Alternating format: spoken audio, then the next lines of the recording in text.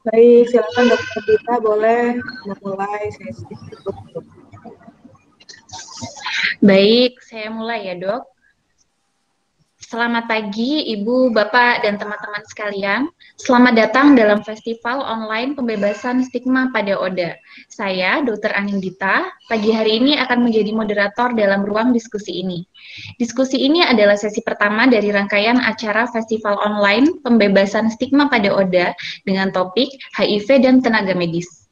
Sebelum kita mulai diskusi pembuka pada hari ini, saya akan bacakan beberapa ketentuan terlebih dahulu.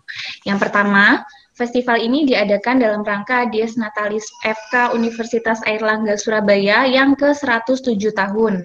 Penyelenggara festival ini adalah Panitia Dies Natalis FK UNER Angkatan 2005 bersama dengan Dokter Tanpa Stigma. Bekerja sama dengan LSM Kuldesak atau Kumpulan dengan Segala Aksi Kemanusiaan, PKNI, Persaudaraan Korban Nafza Indonesia, dan JIP, Jaringan Indonesia Positif. Festival ini diadakan untuk menggalang dana bagi anak-anak dengan HIV atau AIDS yang ada dalam rawatan LSM Kuldesak dan LSM lainnya. Peserta yang hadir di sini adalah peserta yang sudah berdonasi dan berkontribusi. Kami mengucapkan terima kasih banyak atas kebaikan hati Anda. Yang kedua, ruang ini adalah ruang aman bagi kita semua. Marilah kita ciptakan suasana yang penuh kebaikan dan saling mendukung. Jangan melontarkan kata atau komentar yang negatif, kasar, tidak senonoh, apalagi yang bernuansa sara, kebencian, dan pelecehan. Bagi peserta yang tidak mengindahkan ketentuan ini, maka host akan langsung mengeluarkan Anda dari ruang diskusi. Yang ketiga, diskusi ini akan dimulai dengan sharing dan pemaparan dari pembicara selama masing-masing 40 menit, lalu sisa waktu akan kita gunakan untuk tanya jawab dengan peserta. Dimohon bagi peserta untuk mematikan audio selama diskusi ini agar tidak mengganggu pemaparan dari pembicara. Peserta yang ingin bertanya, silakan langsung menuliskan pertanyaannya di kolom komentar, nanti akan dibacakan oleh moderator. Yang keempat, akan ada hadiah bagi 2 orang peserta istimewa selama diskusi pembuka ini. Yang pertama akan mendapatkan buku karya Dr. Gigi Maruli Togatorop yang berjudul Dokter Kena HIV, Perjuangan Penerimaan Diri Hingga Membuka Diri. Kemudian, yang 1 orang lagi akan mendapatkan tote bag persembahan dari Perempuan Berkisah, media pemberdayaan dan ruang aman berbagi pembelajaran perempuan berbasis pendekatan feminis. Jadi, diharapkan peserta tetap mengikuti sampai akhir karena pengumuman pemenang akan langsung dibacakan di akhir sesi pembuka ini. Pembicara kita pada hari ini ada 2. Yang pertama adalah Dr. Ronald Jonathan. Selamat pagi, Dr. Ronald. Iya, selamat pagi, sudah bersedia bergabung bersama kita. Pembicara selanjutnya nanti adalah Dr. Gigi Maruli Togatorop. Selamat siang, Dr. Gigi Maruli, waktu Indonesia Timur. Selamat siang, Dr. Gigi Maruli. Dr. Gigi Maruli ini bergabung bersama kita dari Merauke ya, Dok ya? Iya, dari Merauke, betul. Oke. Baiklah, saya akan membacakan dulu secara singkat. Yang pertama, Dr. Ronald Jonathan, MSc, DTM, NH, dan H. Dokter kelahiran Bandung ini adalah lulusan Fakultas Kedokteran Universitas Kristen Maranatha Bandung tahun 1998, melanjutkan pendidikan MSc Tropical Medicine di London School of Hygiene and Tropical Medicine. Tahun 2001 kembali melanjutkan lagi studi MSc Clinical Epidemiology di Erasmus University of Rotterdam. Sejak tahun 2005 mulai bekerja sebagai konsultan HIV/AIDS di WHO Jawa Barat, dan tahun 2007 sampai sekarang menjadi konselor HIV dan trainer nasional untuk tata laksana HIV. Untuk Dr. Gigi Maruli Togatorop, beliau lulus dari Fakultas Kedokteran Gigi Universitas Sumatera Utara atau USU Medan tahun 1997. Sekarang beliau dinas di Klinik Animha, Pokja HIV/AIDS, RSUD Merauke, Papua. Beliau berstatus HIV positif sejak Juli 2014 dan coming out ke publik November 2014. Saat ini status viral load undetectable atau tidak terdeteksi. Beliau ini sudah menulis 2 buku. Yang pertama yaitu Dokter Kena HIV, Perjuangan Penerimaan Diri Hingga Membuka Diri. Dan nanti akan ada peserta yang beruntung bisa mendapatkan buku beliau ini di akhir acara. Yang kedua, bukunya yaitu Punya Arti Sebelum Mati, Perjuangan Seorang Dokter yang Terinfeksi Virus HIV. Nanti akan di-launching pada World AIDS Day tanggal 1 Desember. Bagi yang ingin kenal lebih lanjut dengan Dr. Gigi Maruli, nanti bisa follow Instagram beliau di @drgmaruli_togatorov dan juga Facebook beliau. Beliau juga sering posting tentang makanan-makanan sehat ya dok di sana. Oh ya, beliau ini juga baru saja mendapatkan award atas dedikasinya di bidang HIV dari Howard University. Baik, demikian yang perlu sampaikan, maka langsung saja kita mulai sharing pada hari ini. Kami persilakan kepada Dr. Ronald, waktunya 40 menit ya dok. Baik, ya. Terima kasih Dr. Dita. Selamat pagi teman-teman. Pertama saya mengucapkan terima kasih untuk kesempatan yang diberikan pada saya untuk bicara di event yang menarik bersama Dokter Tanpa Stigma dan panitia Dies Natalis Fakultas Kedokteran Universitas Airlangga yang ke-107 ya. Congratulations. Saya juga mau menyapa teman-teman dari Kuldesak, kemudian teman-teman dari PKNI, halo, dan juga teman-teman dari JIP ya, semuanya teman-teman saya semua, oke. Dan juga saya mau menyapa Dr. Gigi Maruli Togatorov ya, senang bisa kita bisa talk show barengan. Saya juga udah kenal Dr. Gigi Maruli cukup lama, sejak ya 2014 itulah. Oke, di Bandung waktu itu. Oke, saya akan memulai presentasi saya tentang update dan refleksi untuk HIV ya. Oke, next slide. Jadi kalau kita lihat jumlah dari jumlah pasien saat ini yang terkena HIV cukup banyak, yaitu sekitar 543.100 ODA pada tahun 2020. Nah, teman-teman, ini adalah datanya adalah data yang kumulatif ya. Jadi udah dari sekitar 97 lah, ya dari tahun 97-an itu awal-awal istilahnya kumulatif ya sebetulnya ya. Jadi ini awal. Kemudian next slide please. Oh ya, sebentar sebelum next. Ini sorry sebelumnya. Oke, ini kita lihat bahwa yang merah itu yang epidemiologi di kita ini epidemiologi terbatas. Jadi yang banyak itu adalah epidemiologi meluas. Epidemiologi meluas itu adanya di Papua dan Papua Barat. Jadi di tempatnya Dr. Maruli itu epidemiologi meluas. Yang dimaksudkan dengan epidemiologi meluas adalah jumlah ibu hamil yang terkena HIV itu lebih dari 1%. Ya. Oke, next slide please.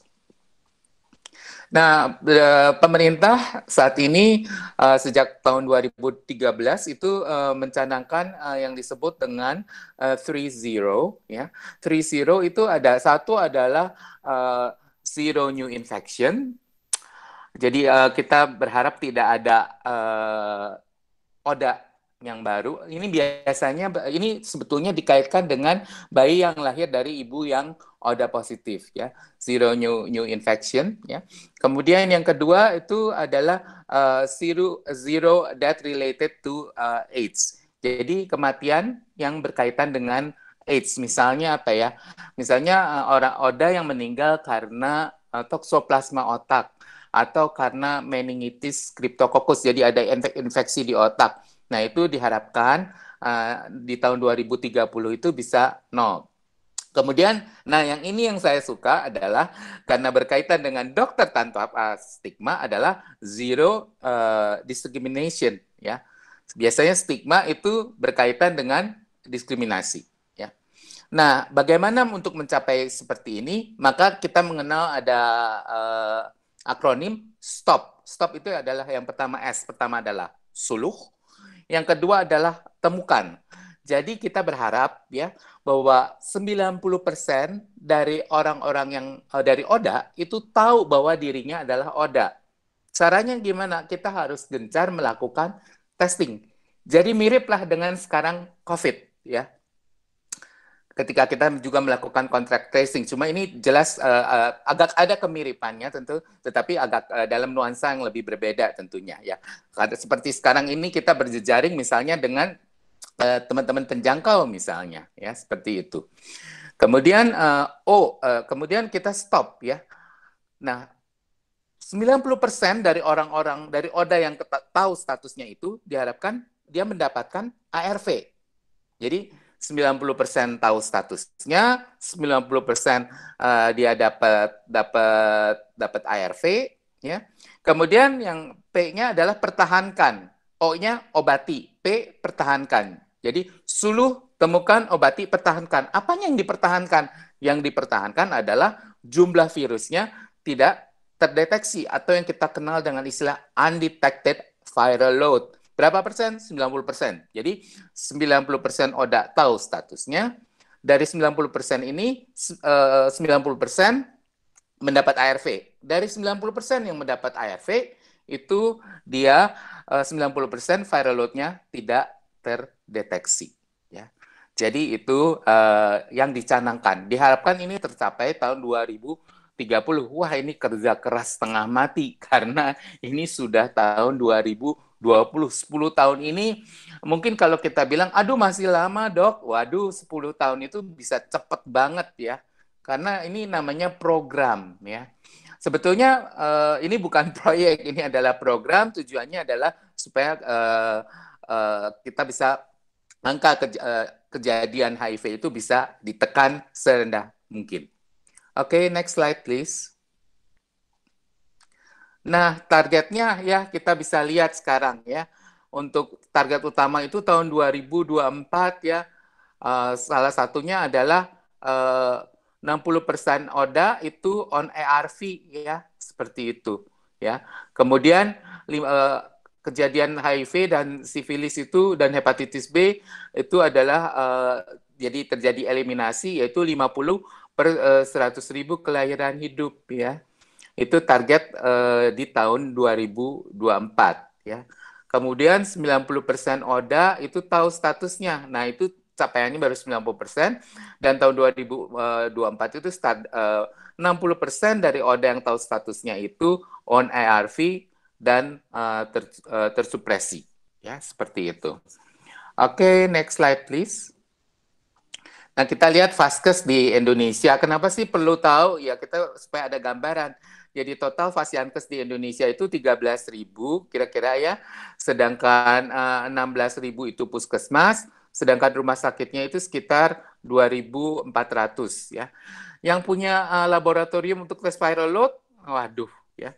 Yang 66 itu yang punya tes cepat molekuler ya, atau yang kita kenal dengan istilah gene expert. Sorry, saya nggak dibayar gene expert loh ya. Cuma ini mereknya orang lebih kenal dengan istilah gene expert. Kemudian yang mesin viral load yang besar, yang mereknya Abbott itu ada 26. Nah, sekarang juga ada rujukan untuk early infant diagnosis ya. Jadi untuk bayi-bayi yang lahir dari ibu HIV positif, itu pada minggu ke-6 itu bisa dilakukan pemeriksaan yang disebut dengan early infant diagnosis. Nah, sayang itu artinya adalah pemeriksaan HIV DNA ya, bukan HIV RNA. Kalau yang kayak tadi dibilang Dr. Maruli Togatoro, viral load tidak terdeteksi. Nah, itu HIV RNA. Kalau ini HIV DNA ya. Nah, yang punya cuma 4 rumah sakit ya.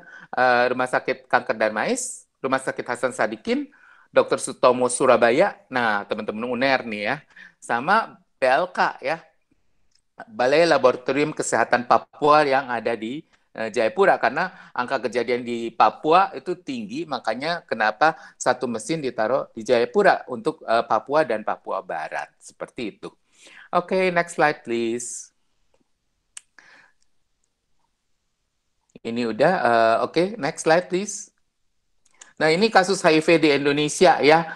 Kalau kita bisa lihat, ini total Januari sampai Juni 2019 itu 22.000, sedangkan Januari sampai Juni 2020 itu 21.000. Yang banyak di mana? Yang paling ini absolute number ya, teman-teman. Masih kalau di tahun 2019 itu Jatim, DKI, Jabar, Jateng, dan Papua. Kalau yang sekarang nih Januari sampai Juni adalah Jatim, Jabar, Jateng, DKI, dan Papua. Jadi 5 besarnya masih tetap ya. Dan Jatim memang paling tinggi ya. paling tinggi itu bisa maknanya macam-macam sebetulnya ya. Apakah karena di situ testingnya lebih banyak sehingga lebih banyak orang yang diperiksa atau orang-orang lebih mau diperiksa. Tetapi kalau ini kan dilihatnya absolute number. Tetapi kalau dibandingkan dengan jumlah penduduk, terus terang saja prevalensi di Papua itu cukup tinggi ya karena dibandingkan dengan penduduknya kayak Jawa Barat kan penduduknya 40 juta, sedangkan kalau Papua kan 2,5 juta seperti itu. Jadi kalau dilihat dari segi prevalensi ya Papua mungkin paling tinggi ya seperti itu. Oke, next slide please. Nah ini ODA dalam pengobatan ya sama ya. Yang diobatin juga dari 2019 18.000 ya, sedangkan 2020 Januari sampai Juni itu 17.000 ya. Jadi sebetulnya hampir sama ya, sama juga ya. Yang paling banyak diobatin adalah di Jawa Timur gitu ya. Oke, lanjut. Nah, kalau kita lihat dari angka-angka ini, maka estimasi ODA kan tadi dibilang 540.000 orang. Nah, ODA yang ditemukan dan masih hidup itu ada sekitar 444.000 ya. Kemudian yang mendapatkan ODA yang on ARV-nya itu sekitar 140.000 ya. Kemudian tapi yang ODA yang di viral load-nya terdeteksi, aduh ini 20.000. Makanya tahun ini ada kegiatan yaitu untuk pemeriksaan viral load dengan gencar ya, yaitu dengan pemeriksaan viral load gratis ya. Dibantu oleh teman-teman dari Yayasan KNCV Indonesia ya. Seperti itu. Oke, lanjut. Nah, ini. Nah, menurut kelompok umur yang paling banyak umurnya berapa? Ternyata antara 15 sampai 25, kemudian antara 25 sampai 49. Jadi usia reproduktif ya yang paling banyak ya. Sebetulnya kebanyakan klien-klien kita juga nggak gitu jauh ya, umurnya kisaran 20 mungkin sampai sekitar 40 ya, average-nya seperti itu. Jadi kebayangnya ini usia kerja dan usia reproduktif pula. Jadi ini istilahnya adalah usianya adalah usia dewasa muda sampai dewasa seperti itu ya. Mungkin kalau yang di atas 40 itu kalau untuk kasus barunya relatif nggak setinggi yang 20 sampai 35 lah, katakan seperti itu ya. Jadi kita bisa lihat seperti ini dan memang di slide ini tidak ditayangkan, tetapi kebanyakan dari kasusnya adalah pada tahun-tahun terakhir ini adalah teman-teman lelaki ya yang kasus-kasus barunya. Kemudian kelompok yang juga tinggi adalah ibu rumah tangga. Nah, walaupun ibu rumah tangga itu secara absolut cukup banyak, tetapi kalau dibandingkan dengan kelompok ibu rumah tangga yang ada di Indonesia, prevalensinya lebih kecil dibandingkan dengan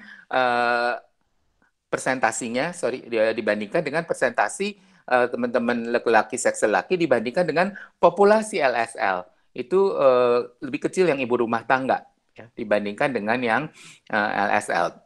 Jadi dua kelompok yang cukup tinggi adalah lelaki seks lelaki dan ibu rumah tangga ya. Jadi kalau ibu rumah tangganya tinggi ini juga menunjukkan bahwa penularan lewat heteroseksual itu juga relatif cukup tinggi ya. Jadi walaupun kasus-kasus yang baru itu mayoritas saat ini adalah lelaki seks lelaki ya. Kira-kira mungkin sekitar 4 atau 5 tahun terakhir ini. Oke. Next slide please. Nah ini tadi ya yang penting adalah zero new HIV infection, kemudian zero AIDS related death dan zero discrimination ya. Terima kasih untuk teman-teman dokter tanpa stigma yang sudah mengusung masalah stigma diskriminasi karena terus terang saja bahwa salah satu sumber stigma adalah di antara kita sendiri tenaga kesehatan. Ini PR besar buat kita walaupun sekarang keadaannya membaik dibandingkan ketika saya memulai di era 2004-an, tetapi kejadian-kejadian itu masih ada. Nanti saya akan sampaikan pada slide-slide berikutnya. Jadi targetnya 90% ODA itu tahu bahwa dirinya kena HIV, dan 90% dari yang kena HIV itu mendapat ARV, dan 90% yang mendapat ARV itu viral load-nya undetected. Next slide please. Ini adalah roadmap-nya ya untuk pengendalian HIV/AIDS dan penyakit infeksi menular seksual. Jadi kita lihat mulai dari 2012 kita mulai dengan yang namanya layanan komprehensif berkesinambungan dan SUFA atau Strategic Use of ARV. Kemudian 2013 sudah mulai ada Permenkes 2013 itu ya. Permenkes 21, kemudian 2016, dan mungkin yang saya mau highlight adalah 2018 kita mulai dengan fast track yang triple 90 itu, kemudian 2019 mulai dicanangkan juga bahwa kita mulai dengan yang namanya test and treat. Jadi mungkin kalau teman-teman waktu Anda yang angkatan 2005 nih, yang alumni UNER, ketika Anda masih ada di bangku kuliah, tahunya mungkin ARV itu diberikan CD4 kurang dari 200, kemudian kurang dari 350. Nah, sekarang tanpa melihat CD4 ya. Jadi semua diobati tentu saja dengan syarat tidak ada kontraindikasi atau kita katakan masih dalam stadium 1 2 ya, artinya ringan sedang. Kalau misalnya stadiumnya berat, berarti kita harus obati dulu. Misalnya dia ada meningitis, nah meningitisnya diobati dulu, baru diberikan antiretroviral. Atau yang mungkin familiar buat kita adalah kalau pasien ODA dengan TBC, ya, maka TB-nya diobati dulu selama 2-8 minggu, baru ARV-nya diberikan. Nah, seperti itu. Jadi basically sekarang nggak ada tuh yang namanya nunggu ya. Ya, jadi sekarang kalau bisa diobati segera gitu ya. Nah, target tahun 2022 adalah 2 tahun lagi triple eliminasi ya, yaitu program in infant ya. Jadi mencegah bayi-bayi terkena HIV, kemudian hepatitis B dan sifilis seperti itu ya. Kemudian 2030 itu adalah getting to zero ya, yang 3-0. Jadi 3-0 yang tadi didengung-dengungkan ya, seperti itu. Next slide please. Nah, ini mungkin teman-teman, ini penularan vertikal HIV sifilis. Jadi sekarang semua ibu hamil dimintakan untuk menjalani tes untuk tes HIV ya, sifilis dan hepatitis B. HIV itu kita tahu penularan dari ibu ke bayi itu resikonya 45%, kemudian sifilis itu 67-80%, sedangkan hepatitis B sekitar 90-95% ya, dari ibu ke anak yang dikandung, dilahirkan atau disusui ya. Jadi ternyata kalau kita lihat sekarang ini yang penyumbang terbesarnya adalah ibu-ibu bidan ya. Di beberapa tempat saya lihat misalnya saya nih dari Bandung, jadi saya lihat ibu-ibu bidan praktek mandiri sekarang rajin juga ya, kirim ibu-ibu hamil untuk diperiksakan ketiga ini ya ke puskesmas kalau misalnya mereka nggak ada, karena memang sekarang ada plan besar bahwa ada yang namanya istilahnya triase gitu ya. Jadi di praktek swasta pun itu misalnya bidan praktek mandiri, kemudian dokter obgyn, dokter atau klinik, itu untuk ibu hamil dimintakan untuk tes HIV seperti itu ya, HIV, sifilis, hepatitis B ya. Tapi biasanya yang jumlah reagennya banyak tuh yang HIV seperti itu. Saya seneng lihat ibu-ibu bidan sekarang antusias. Kalau dulu pertama-tama mereka suruh nawarin tes kayaknya susah banget. Tapi ternyata kalau kita tanya ke teman-teman puskesmas, mereka bilang hampir nggak ada penolakan. Ya, yang penting adalah cara kita memintakannya gentle, ya, kita respect sama orang. Kemudian kita juga bilang alasannya kenapa kita harus memintakan tes ya, supaya bayinya sehat, ibunya sehat, ya seperti itu. Ya. Oke, next slide. Jadi kalau misalnya kayak di puskesmas, sebetulnya sekarang kalau mungkin teman-teman yang dari kedokteran tahu yang namanya 10T ya. Jadi ibu hamil itu ada pemeriksaan, itu ada 10T. Nah, yang T yang ke-8 itu artinya dilakukan pemeriksaan inklusif ya. Jadi misalnya pemeriksaan HB, hemoglobin, kemudian urin, kemudian pemeriksaan HIV, hepatitis B, dan sifilis. Jadi itu inklusif ya, dimasukkan ya.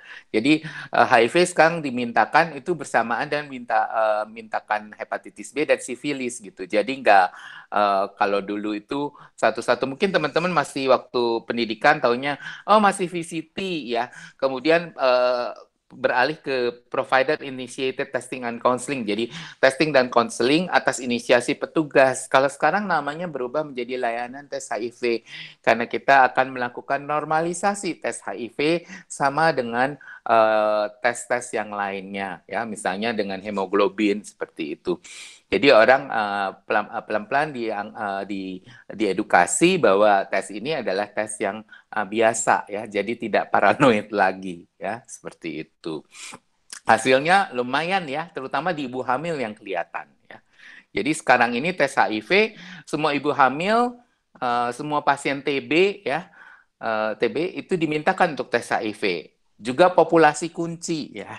Yang disebut dengan populasi kunci itu adalah teman-teman waria, teman-teman lelaki, seks lelaki atau yang kita kenal dengan gay, kemudian pengguna narkoba suntik, kemudian teman-teman pekerja seks ya, baik pekerja seks laki, perempuan maupun waria, dan yang satu lagi adalah LBT ya, lelaki beresiko tinggi ya. Lelaki beresiko tinggi itu juga kita mintakan tes HIV ya. Ibu Nafsiah Boy itu selalu bilang LBT itu adalah 4M ya. Man, money, macho, and mobile. Seperti itu ya kata Bu Naf. Dan juga yang kita mintakan tes selain ibu hamil juga adalah warga binaan ya. Warga binaan pemasyarakatan ya. Jadi teman-teman yang ada di lapas ya, ada di Bapas seperti itu ya. Kemudian yang satu lagi adalah pasangan serodiskordan. Serodiskordan itu berarti satu positif, satu negatif. Misalnya saya HIV positif, berarti istri saya yang HIV negatif dimintakan untuk tes HIV seperti itu ya. Nah, jadi kita bisa lihat bahwa ada ya ke arah normalisasi seperti itu. Oke, next slide. Next slide. Nah, sekarang kita lihat ini adalah obat-obatannya ya. Ini adalah ARV ya. Ini kebetulan yang ada di puskesmas Kute ya. Saya kaget juga karena dia udah termasuk udah kayak rumah sakit ya di salah satu puskesmas di Denpasar ya, seperti itu. Jadi ini cukup bagus ya, lengkap semuanya ya. Biasanya kayak lini kedua, misalnya Aluvia itu adanya di rumah sakit. Kalau di Bandung masih ya. Ternyata di Denpasar sudah ada puskesmas yang sampai dikasih rilpivirin ya, Eduran. Wah, keren itu. Nah, antiretroviral itu fungsinya buat apa? Fungsinya adalah untuk menekan perkembangbiakan virusnya. Ya. Kalau virusnya bisa ditekan, berarti CD4-nya naik. Kalau CD4-nya naik, berarti dia kekebalannya membaik. Kekebalan membaik berarti kemungkinan terjadi infeksi opportunistik atau penyakit penyerta juga turun. Akibatnya kualitas hidup juga membaik. Dan satu lagi, ada satu quote yang saya suka, ARV is treatment as prevention. Ya, itu nanti menyambung ke quote yang berikut ini akan kita bahas. Ya. Oke, kita lihat lagi, next. Nah, ini adalah beberapa ARV ya. Yang kiri itu adalah tenofovir ya, misalnya, kemudian ada lamivudin, kemudian ada sidofudin, lamivudin, atau yang mungkin teman-teman lebih familiar dengan nama Duviral, seperti itu ya. Oke, next slide please. Kemudian juga, sebelumnya, maaf. Kemudian ada efavirenz ya, kemudian ada nevirapin ya. Kemudian ada rilpivirin. Oke, next slide. Nah, ini adalah yang kita sebut sebagai FDC atau fixed drug combination. Yang kiri ya dan tengah itu tenolam ya. itu sekarang kita istilahnya TLE ya, tenofovir, lamivudin, dan efavirenz ya. Itu 3 in 1, jadi kayak shampoo ya istilahnya. Jadi teman-teman Oda cuma minum 1 tablet atau kaplet itu malam hari ya, pada jam yang sama ya. Kemudian kalau yang kanan itu Aluvia atau lopinavir ritonavir itu untuk lini kedua. Nah, oke, next.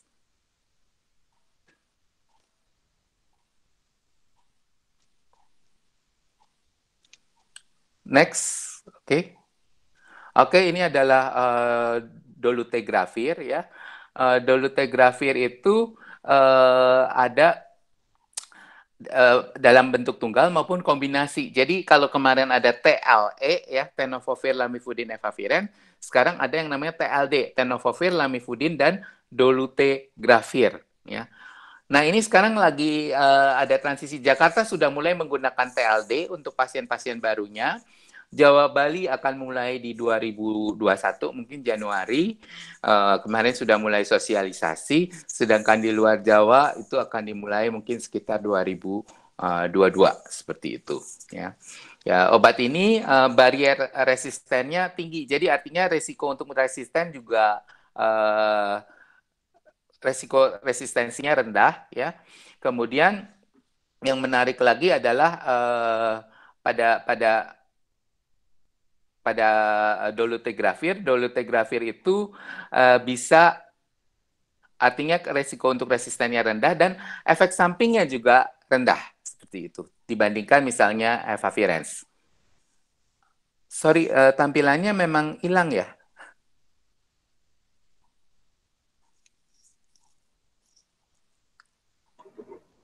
Enggak, Dok. Masih ada, Dok.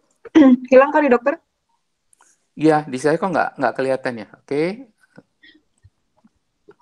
Sebentar. Di saya juga kayaknya di sini tulisannya Lina Suharsono is presenting. Coba di switch kembali ke ini. Ya. Nah, oke, ya. Iya. Oke, next. Nah, sekarang ini adalah konsep yang disebut dengan U is equal to U. Jadi kalau seseorang, kalau ODA itu viral load-nya undetected, berarti dia untransmittable ya. Khususnya ini penelitiannya banyak di hubungan seksual ya. Misalnya ada beberapa studinya seperti itu ya. Jadi kalau orang sudah undetectable, berarti dia risiko untuk menularkannya juga rendah seperti itu. Ya.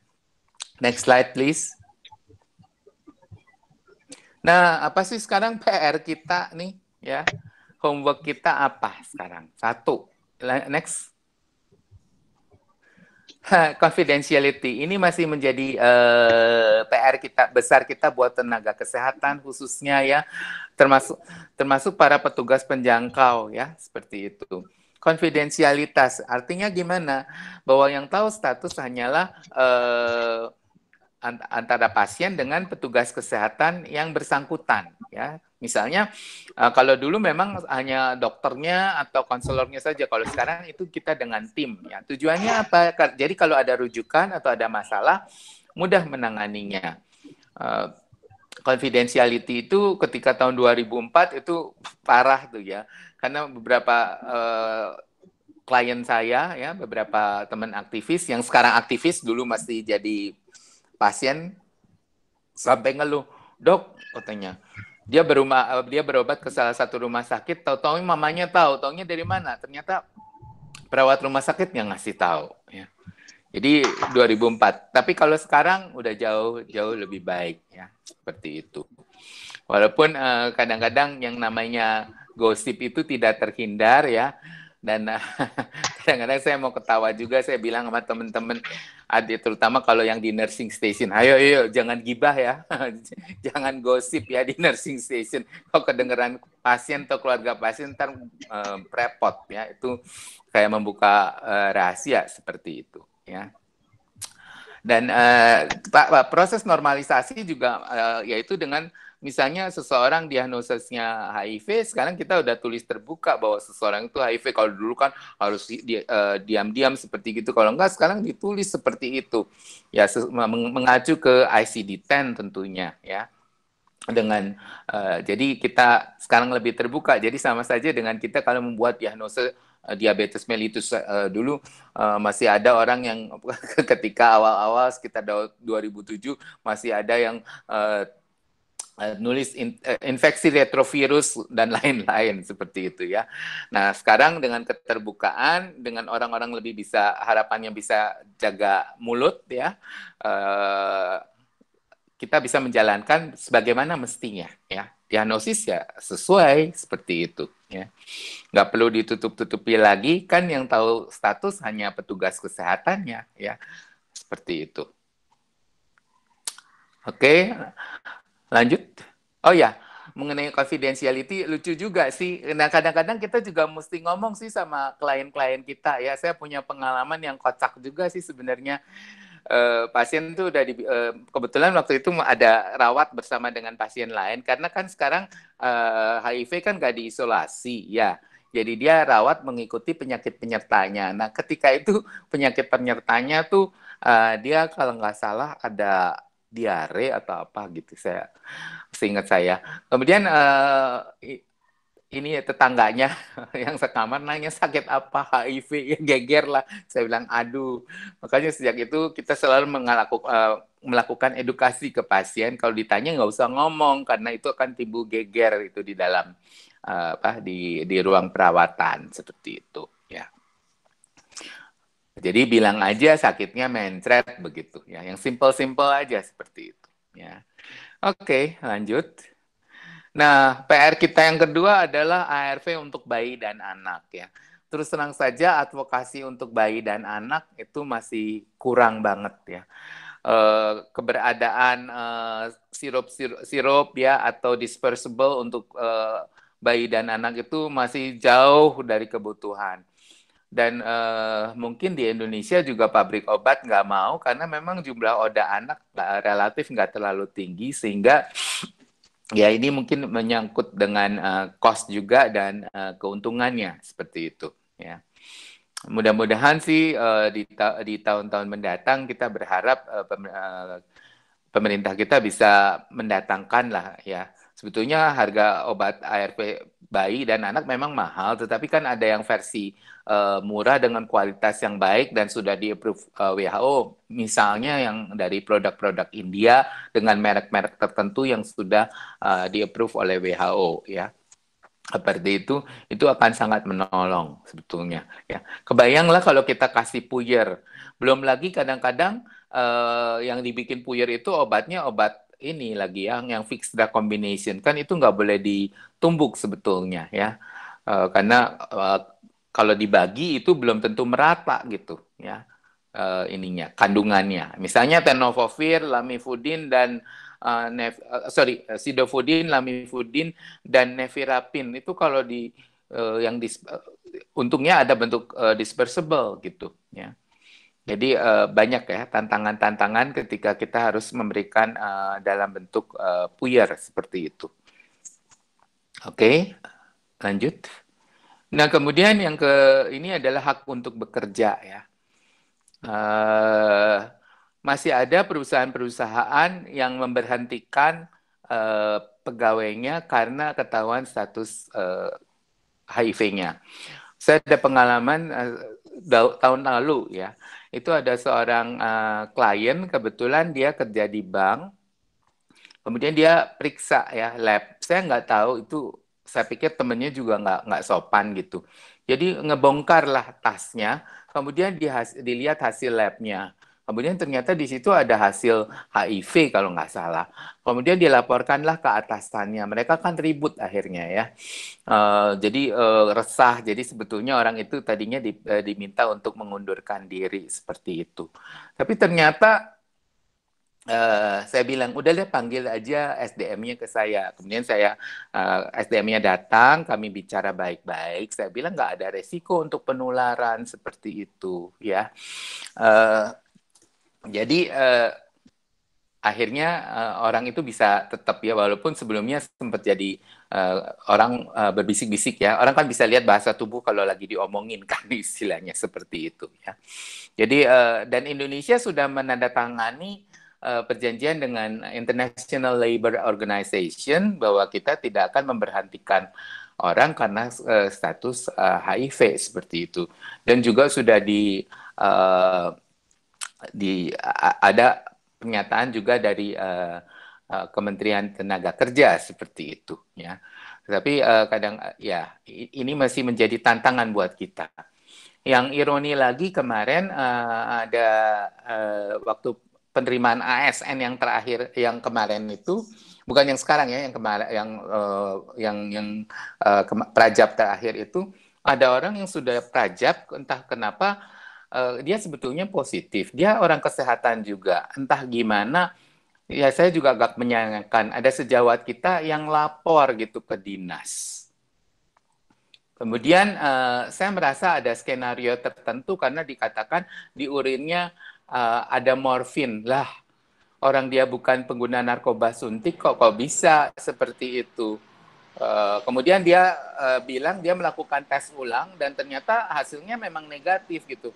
Tapi pihaknya nggak keterima, terus akhirnya dia kan udah CPNS, akhirnya dibatalkan gitu. Saya bilang, kamu mau naik nggak? Dia bilang, aduh karena dia di daerah, itu takutnya masuk media massa, dan keluarganya juga nggak siap, ya sudah. Kasihan juga sih sejawat seperti ini. Kadang-kadang tuh yang bikin susah itu bukan siapa-siapa, kadang-kadang sejawat kita juga gitu loh. Ya mungkin tujuannya adalah mungkin takutnya terjadi penularan, tapi kan semuanya bisa dilihat ya. Saya juga bandingkan dengan negara-negara yang lain gitu ya. Misalnya kayak yang di Malaysia atau yang di State atau yang di UK seperti itu.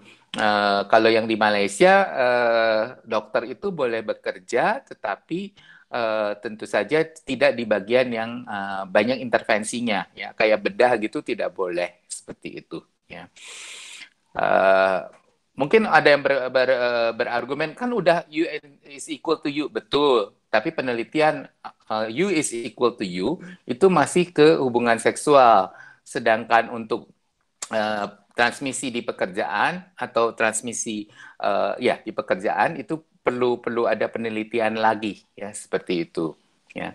Sama juga dengan perlu penelitian lagi, maksudnya misalnya teman-teman dari IDAI, Ikatan Dokter Anak Indonesia, masih minta misalnya untuk penelitian juga kalau udah undetectable apakah masih bisa penularan tidak lewat ASI seperti itu ya.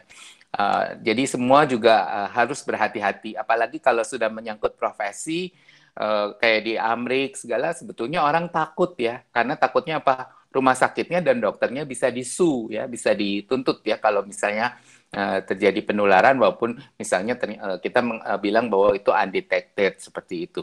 Nah ini perlu kehati-hatian ya seperti itu. Yang jelas penelitian adalah dalam relasi hubungan seksual seperti itu. Ditambah lagi sekarang untuk hubungan seksual sebetulnya kan ada yang namanya PrEP ya, pre-exposure prophylaxis. Jadi orang minum ARV sebelum melakukan hubungan seksual seperti itu. Kemudian next, selain untuk hak untuk bekerja adalah hak untuk sekolah ya.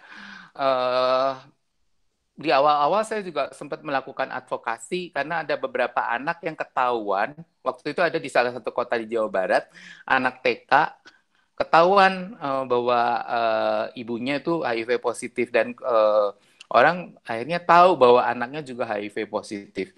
Itu kebetulan sekolah swasta dan orang tua murid itu mengancam akan menarik anak-anaknya untuk dipindahkan ke sekolah lain.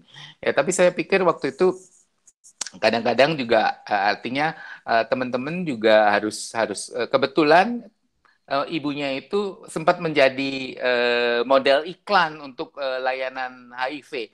Jadi sejak itu teman-teman saya bilang ya hati-hati karena ini bisa jadi bumerang.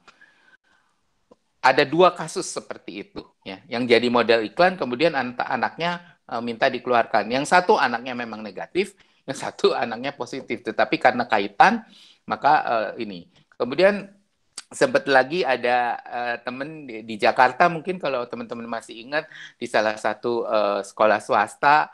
Nah ini juga ayahnya ngomong bahwa dia ODA, padahal anaknya negatif. Saya pikir, dan akhirnya sekolah minta untuk dites, akhirnya keluar lah, nggak jadi masuk. Saya bilang, ya udah nggak usah ngomong tuh yang perlu diomongin, yang diomongin. Kalau nggak perlu diomongin, nggak usah, jangan membangkitkan macan tidur, seperti itu. Akibatnya kan itu masuk media massa malah jadi nggak karuan, seperti itu. Ya, jadi artinya bijak-bijaklah untuk seperti itu. Tapi intinya ODA itu tetap boleh sekolah. Untuk kasus saya sendiri, ada seorang anak tuh ya, umurnya itu kejadian kira-kira sekitar 10 tahun yang lalu, dia remaja, dia ternyata ketahuan HIV positif, terkena dari ibunya. Dia datang dengan TB, kemudian diobati HIV-nya. Waktu itu umurnya sekitar 14 ya. Nah, kemudian dia keadaannya membaik, dia sekolah. Sekali waktu dia sakit, ibunya kan buruh. Nah, gurunya datang, nanya ke neneknya dengan ditanya, dikasih obat apa? Dengan polosnya neneknya ngasih lihatlah ARV. Dibaca oleh gurunya kaget nggak alang kepalang, kemudian difoto dan di broadcast. Pada waktu itu kalau nggak salah zamannya BBM lah. Jadi kan geger anaknya sampai dibully seperti itu. Kita harus ngomong ke dinas pendidikan pada masa itu ya. Dan anak itu akhirnya marah sekali. Dia akhirnya putus sekolah karena nggak tahan, kemudian mulai merokok, kemudian mulai begadang ya. Saya berapa kali mau mengajak dia bicara untuk dibawa ke psikolog, dia menolak karena mungkin dia menganggap saya perwakilan dari figur otoritas, walaupun saya udah berusaha seramah mungkin. Dan akhirnya dia sempat 3 kali putus pengobatan TB, ya, kemudian akhirnya meninggal. Ya, memang susah untuk berkomunikasinya, ya, karena ibunya juga kerja, kemudian tinggal dengan bapak sambung, ya, bapaknya sendiri pengguna narkoba suntik yang positif, seperti itu. Ya, jadi berat lah istilahnya. Dan ketika meninggal, ketika dibuka di bawah ranjangnya itu isinya ARV bertebaran ya. Itu ngeri sekali ya. Jadi kita lihat kadang-kadang salah-salah sikap itu juga bisa merugikan ya. Oke, next slide. Mohon maaf dokter, waktunya sudah habis. Oke, teman-teman. Waktunya tinggal 3 menit, Dok. Oke, saya akan closing statement. Jadi teman-teman terima kasih ya. Jadi saya senang Dokter Tanpa Stigma. Saya pakai baju Indonesia Tanpa Stigma. Saya kebetulan juga di Rumah Cemara. Jadi kita juga dengan Indonesia Tanpa Stigmanya ya. Dan berharap sih dengan kegiatan ini kita bisa mengedukasi. Kemudian terima kasih juga untuk Dokter Tanpa Stigma yang boleh peduli untuk ODA anak ya, karena mereka yang paling neglected ya pada saat ini. Oke, terima kasih untuk perhatiannya. Nanti kita bisa sambung lagi dengan diskusi. Ya, selamat pagi. Saya kembalikan ke Dokter Dita. Terima kasih. Terima kasih kepada Dr. Ronald atas penjelasannya yang sangat menarik. Untuk para peserta, nanti pertanyaan silakan diketik di kolom komentar. Saya lihat sudah banyak, Dok, pertanyaannya. Nanti kita akan jawab setelah pemaparan selanjutnya. Baik, untuk selanjutnya kami mempersilakan kepada Dr. Gigi Maruli. Waktunya 40 menit. Kami persilakan. Terima kasih. Saya ucapkan terima kasih banyak ya sebelumnya untuk Dokter Tanpa Stigma. Saya sebetulnya sangat bersyukur sekali. Saya nggak menyangka juga kalau ada di Indonesia ini Dokter Tanpa Stigma ya. Saya senang sekali. Pertama sekali saya dikontak oleh Dokter Tanpa Stigma. Saya merasa kok ada juga ya ternyata yang mau mengapresiasi keluhan saya selama ini. Saya bersyukur sekali. Makanya saya kalau untuk kesempatan ini, dikasih kesempatan seperti ini, saya sangat berterima kasih sekali, sangat semangat sekali untuk berbicara tentang stigma ya, tentang stigma. Karena saya sendiri yang terdampak. Tadi saya sudah dikenalkan, saya Dr. Gigi Maruli. Saya sekarang berdinas sebelumnya saya dari Jakarta. Saya berdinas di Jakarta, tapi saya sekarang sudah berdinas di Kabupaten Merauke sejak 2015. Saya sudah tadi diperkenalkan, saya tahu status HIV positif itu tahun 2014. Saya sendiri bekerja di salah satu rumah sakit di Jakarta, tapi saya nggak tahu ya kalau saya itu HIV positif. Saya sering dirawat di rumah sakit, sudah sering dirawat di rumah sakit sehingga sehingga saya sering dirawat di rumah sakit, tapi saya nggak tahu kalau status saya itu HIV positif. Sehingga suatu saat terakhir, karena selalu sering dirawat di rumah sakit, nggak ada dokter yang menginisiasi untuk pemeriksaan HIV pada saat itu, gitu ya. Itu yang saya alami. Sehingga bulan Juli tahun 2014, internis saya berinisiatif ke mantan istri saya, ke keluarga saya, mengatakan kalau ini harus diperiksa HIV-nya. Saya sendiri nggak tahu ya. Saya sendiri nggak tahu kalau HIV saya itu diperiksa, gitu ya. HIV saya itu diperiksa, itulah awal mulanya. Kemudian ketahuan hasilnya HIV positif. Setelah itu saya langsung melakukan fokus ke perawatan HIV, ya. Fokus perawatan HIV, pengobatan HIV. Tapi semenjak informasi HIV, walau saya sendiri bekerja di rumah sakit, saya nggak begitu paham informasi tentang HIV pada saat itu, tahun 2014. Sehingga saya merasa, karena satu lagi, saya juga ketahuinya itu sudah stadium 4. Jadi dengan CD4 itu tinggal 10. Jadi memang sudah banyak penyakit-penyakit lain penyerta yang masuk, termasuk diare yang berkepanjangan, TBC, PCP juga saya alami, termasuk juga yang terutama yang menunjukkan itu saya PPE-nya parah sekali dulu PPE-nya, itulah sekilas awal saya terinfeksi HIV tahun 2014. Kali ini saya juga akan menyapa teman-teman saya semua kayaknya di sini.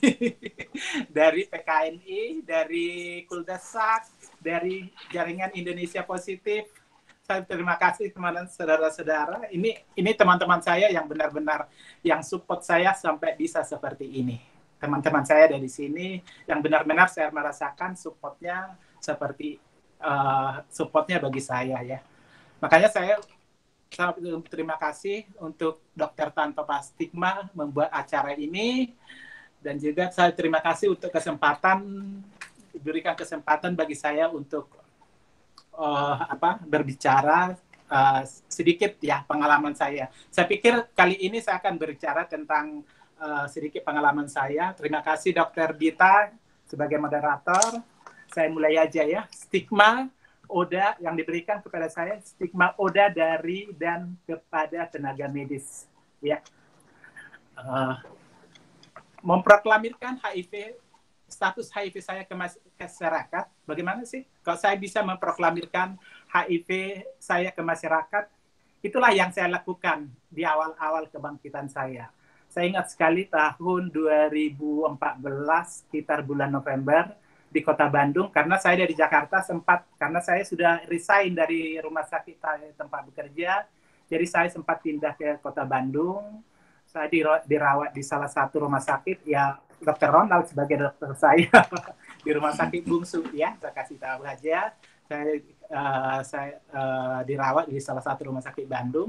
Kebetulan ada salah satu perawat di sana yang ngasih saya undangan. Kebetulan di Hasan Sadikin itu ada perayaan khas. Kalau nggak salah hari itu masih bulan November, tapi udah dirayakan khas. Tapi pada tanggal 28, kalau enggak tanggal 29 pada saat itu, gitu ya. Dan saya juga sebelumnya saya nggak tahu kalau ada pada saat itu ada perayaan seperti itu. Saya nggak tahu sama sekali. Tapi saya dikasih undangan, saya datang aja gitu kan. Saya juga nggak ada kenal siapa di sana gitu kan, di auditorium Eijkman pada saat itu di Fakultas Kedokteran di Rumah Sakit Hasan Sadikin.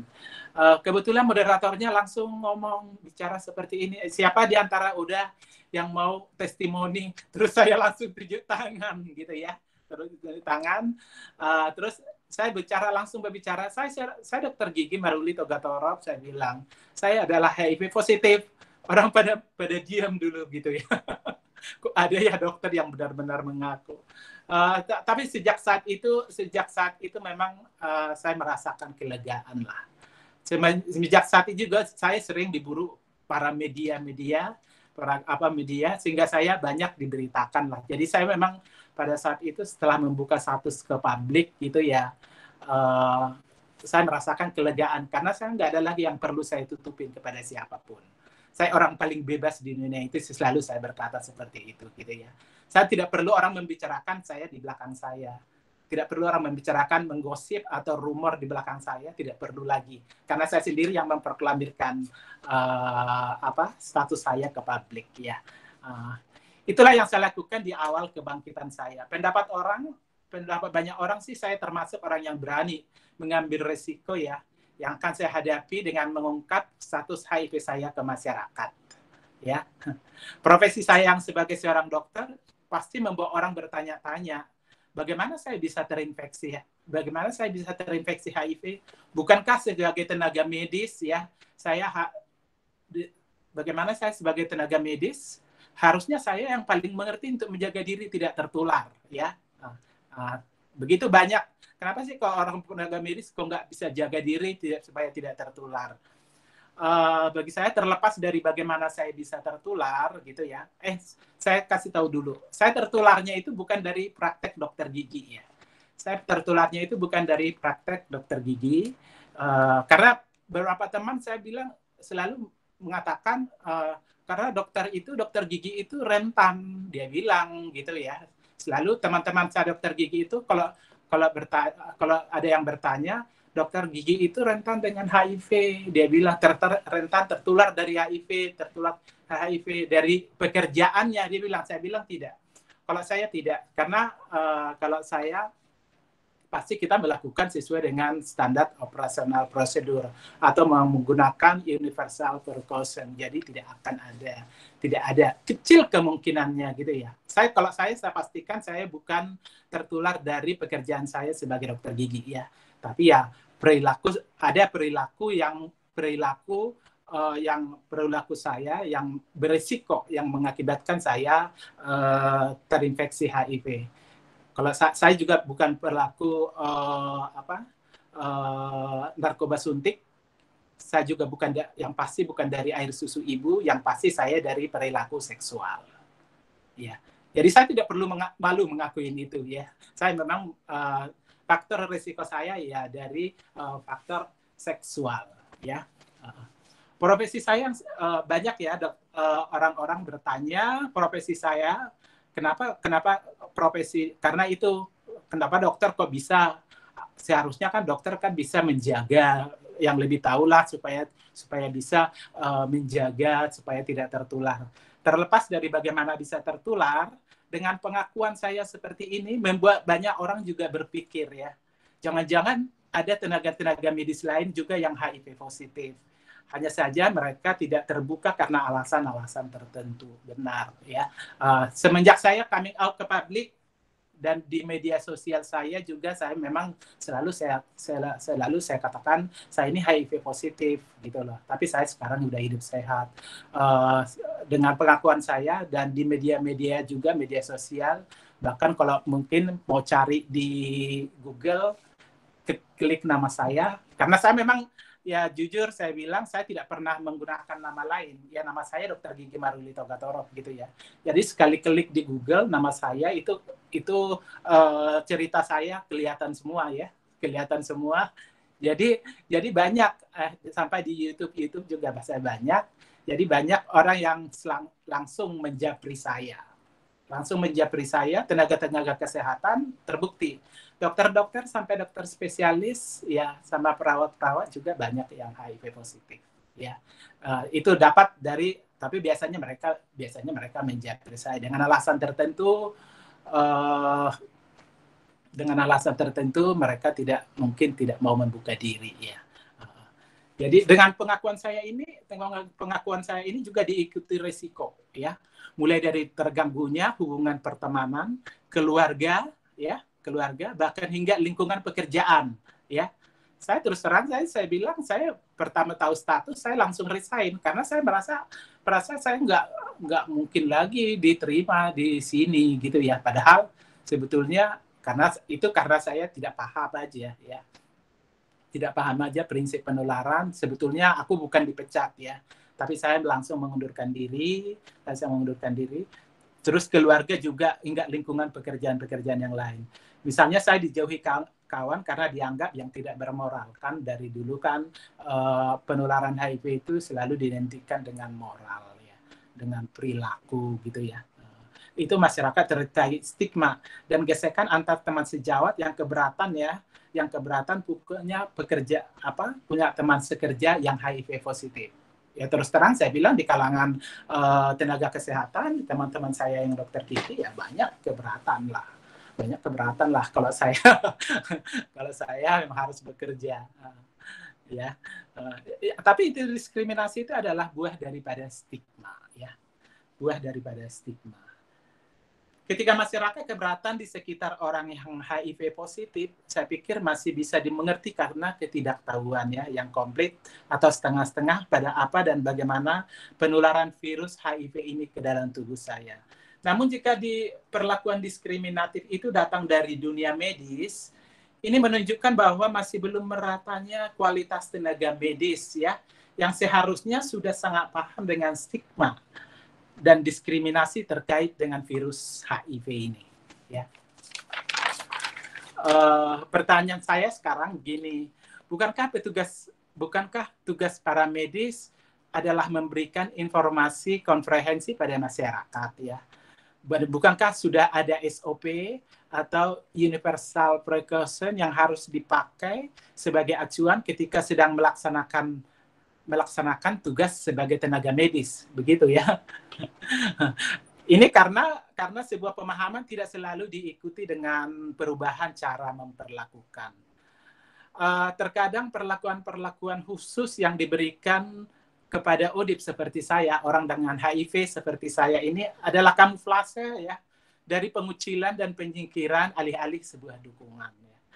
Orang HIV seperti saya ini disudutkan dengan halus ya, agar tidak keluar dari kotaknya, sehingga perlu semua fasilitas saya untuk keperluan saya disediakan dalam satu tempat untuk mencegah terjadinya interaksi orang HIV seperti saya dengan alasan kenyamanan pihak-pihak lain. Itu saya rasakan sekali.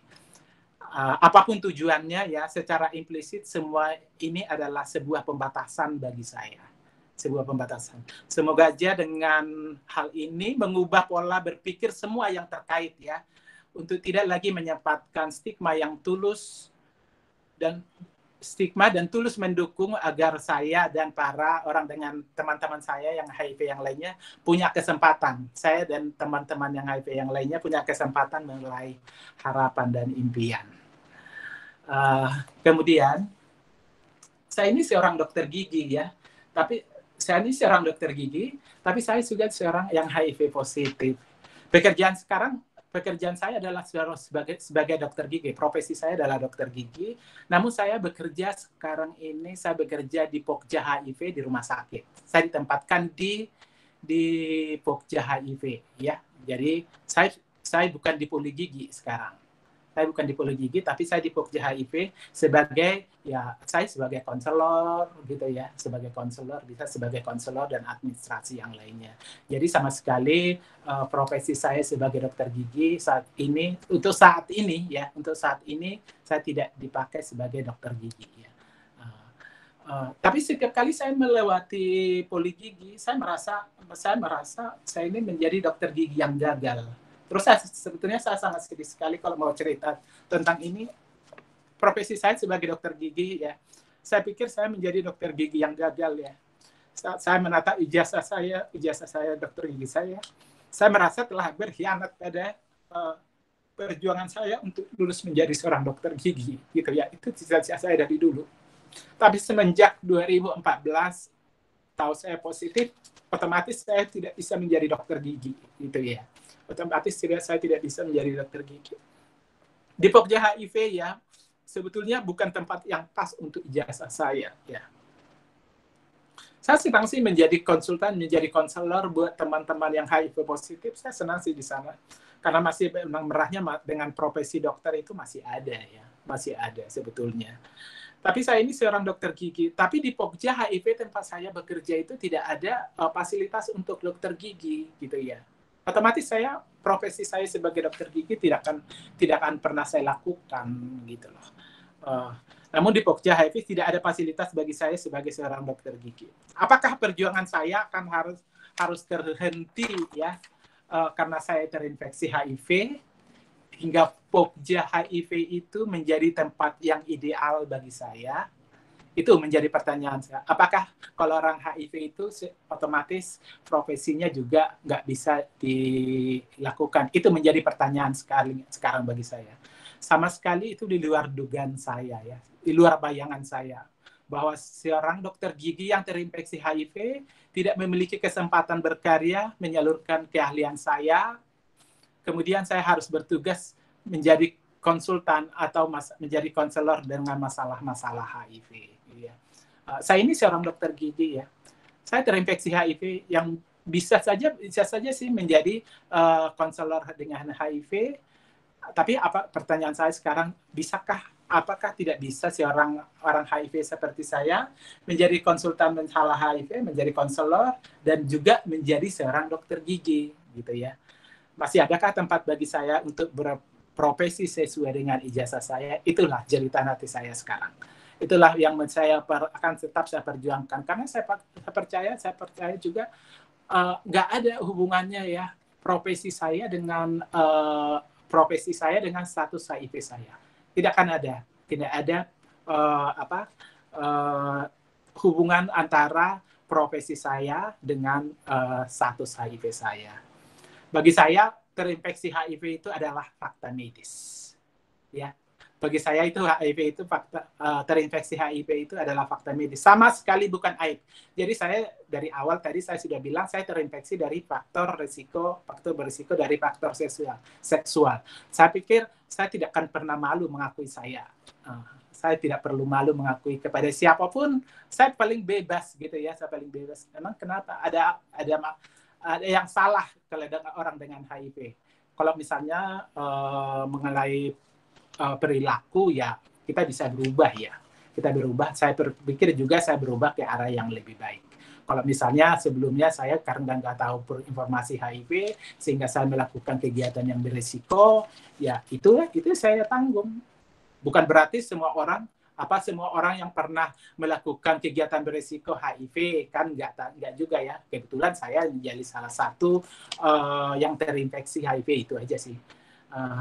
Saya seorang OD, orang dengan HIV, viral load saya juga sudah terdeteksi ya. Viral load saya juga terdeteksi. Artinya saya tidak dapat lagi menularkan HIV kepada orang lain. Karena syarat penularan itu ada salah satu itu namanya sufisien ya. Kita tahu ya salah satu syarat penularan itu adalah sufisien, yaitu mencukupi.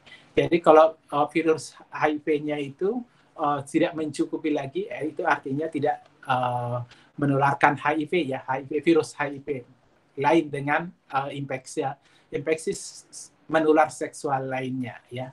Jadi kalau sudah undetectable, jadi tanpa kondom hubungan seksual dengan pasangan ya tidak akan menularkan HIV. Kecuali kalau masih ada, kita tahu kan gunanya kondom itu juga kan untuk mencegah kehamilan yang tidak diinginkan atau infeksi menular seksual.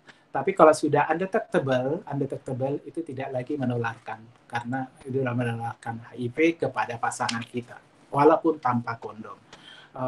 Slogan saya sekarang, saya tidak dapat memberi Anda virus HIV ya. Jadi saya memang benar-benar bebas ya. Saya memang benar-benar bebas, saya nyaman gitu ya.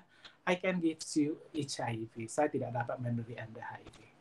Sedikit lagi mau saya jelaskan sedikit kenapa sih terjadi stigma ya. Kita perlu menebar edukasi. Saya bikin di sini judulnya, menebar edukasi mengurai stigma, ya. Kita tahu adalah stigma adalah sikap merendahkan atau mendiskreditkan seseorang atau suatu kelompok. Itulah definisi daripada stigma. Kita sudah terbiasa ya membaca singkatan HIV, AIDS, ya, sehingga di dalam benak kita muncul persepsi bahwa HIV adalah AIDS dan AIDS pun ya HIV, gitu ya. Demikian pula singkatan ODA atau ODHA yang berarti orang dengan HIV/AIDS. Sementara ODIF adalah orang dengan HIV. Ya, kita bisa cermati di sini. Kenapa sih kok ada orang? Dari mana sih kita bisa mengurai di sini stigma itu bisa terjadi karena apa ya? Bagi banyak orang dan pihak kedua sepintas terdengar sama ya. Sebetulnya tidak perlu juga terjadi permasalahan yang besar. Namun saat terjadi stigma terhadap orang dengan HIV, kita mulai pusing membongkar serta mencari akar permasalahannya. Maka akan lebih mudah bagi kita bila dirunut pemahaman dasar mengapa terjadi stigma. Ya. Orang awam berpendapat HIV adalah AIDS. Itu orang awam bisa berpendapat HIV itu adalah AIDS dan akan berakhir dengan kematian. Ya, yang berakhir dengan kematian yang mengenaskan karena AIDS. Akibatnya orang akan lebih takut dengan kata AIDS daripada HIV itu sendiri. Akibatnya orang lebih takut kepada AIDS atau HIV itu sendiri. Saat kita selalu berulang menyebut HIV AIDS secara bersamaan atau ODA, orang dengan HIV/AIDS, maka pemikiran di atas akan terus berlanjut. Sementara kita tahu bahwa HIV itu tidak sama dengan AIDS. HIV itu kan tidak sama dengan AIDS. Orang dengan HIV atau dengan ODIF ya, kita selalu sekarang bilangnya ODIF ya, orang dengan HIV tidak harus berakhir dengan AIDS ya. Bahkan menurut penelitian terakhir ya, orang dengan HIV yang viral loadnya atau jumlah virusnya tidak terdeteksi tidak lagi dapat menularkan HIV secara seksual ya, sekalipun melakukan hubungan seks tanpa kondom seperti saya ceritakan tadi. Kalau di luar negeri ya, penulisan artikel kesehatan itu file HIV/AIDS atau ODA itu sudah diganti dengan file HIV atau ODIF ya, kalau bahasa Indonesia ODIF. Karena penyebutan, kenapa seperti itu? Karena penyebutan AIDS itu dianggap sangat stigmatis, ya. Dianggap sangat stigmatis. Itulah yang menyebabkan stigmatis, karena penyebutan AIDS itu dianggap sangat stigmatis. Pada akhirnya, semua orang dengan kondisi AIDS juga hidup dengan HIV. Kita tahu ya, kalau AIDS itu berarti dia memang ada virus HIV-nya ya. Lalu, mengapa kita harus membedakan ODIF dan ODA seolah membenarkan bahwa AIDS itu mengerikan ya. AIDS memang masih dipergunakan ya dalam bahasa program. Tetapi untuk penyebutan kondisi pasien dengan HIV stadium 3 ya. Jadi kita sekarang kan apalagi seperti kita katakan stadium berapa? Stadium 3. Oh, berarti sudah AIDS gitu ya. Jadi untuk penyebutan AIDS itu kita katakan sekarang HIV stadium 3. Kalau di luar negeri sekalipun dalam bahasa program semua istilah yang dipergunakan di website kesehatan dan pemerintah resmi semua sekarang sudah menggunakan VLHIV ya. People living with HIV. Tidak lagi VLHIV atau ODA ya. Dan dalam kondisi apapun, karena yang membuat seram tadi adalah stigmatis dengan kata AIDS, ya, stigmatis yang dengan kata AIDS itu sangat stigmatis ya. Sementara orang dalam kondisi AIDS juga hidup dengan HIV, benar kan?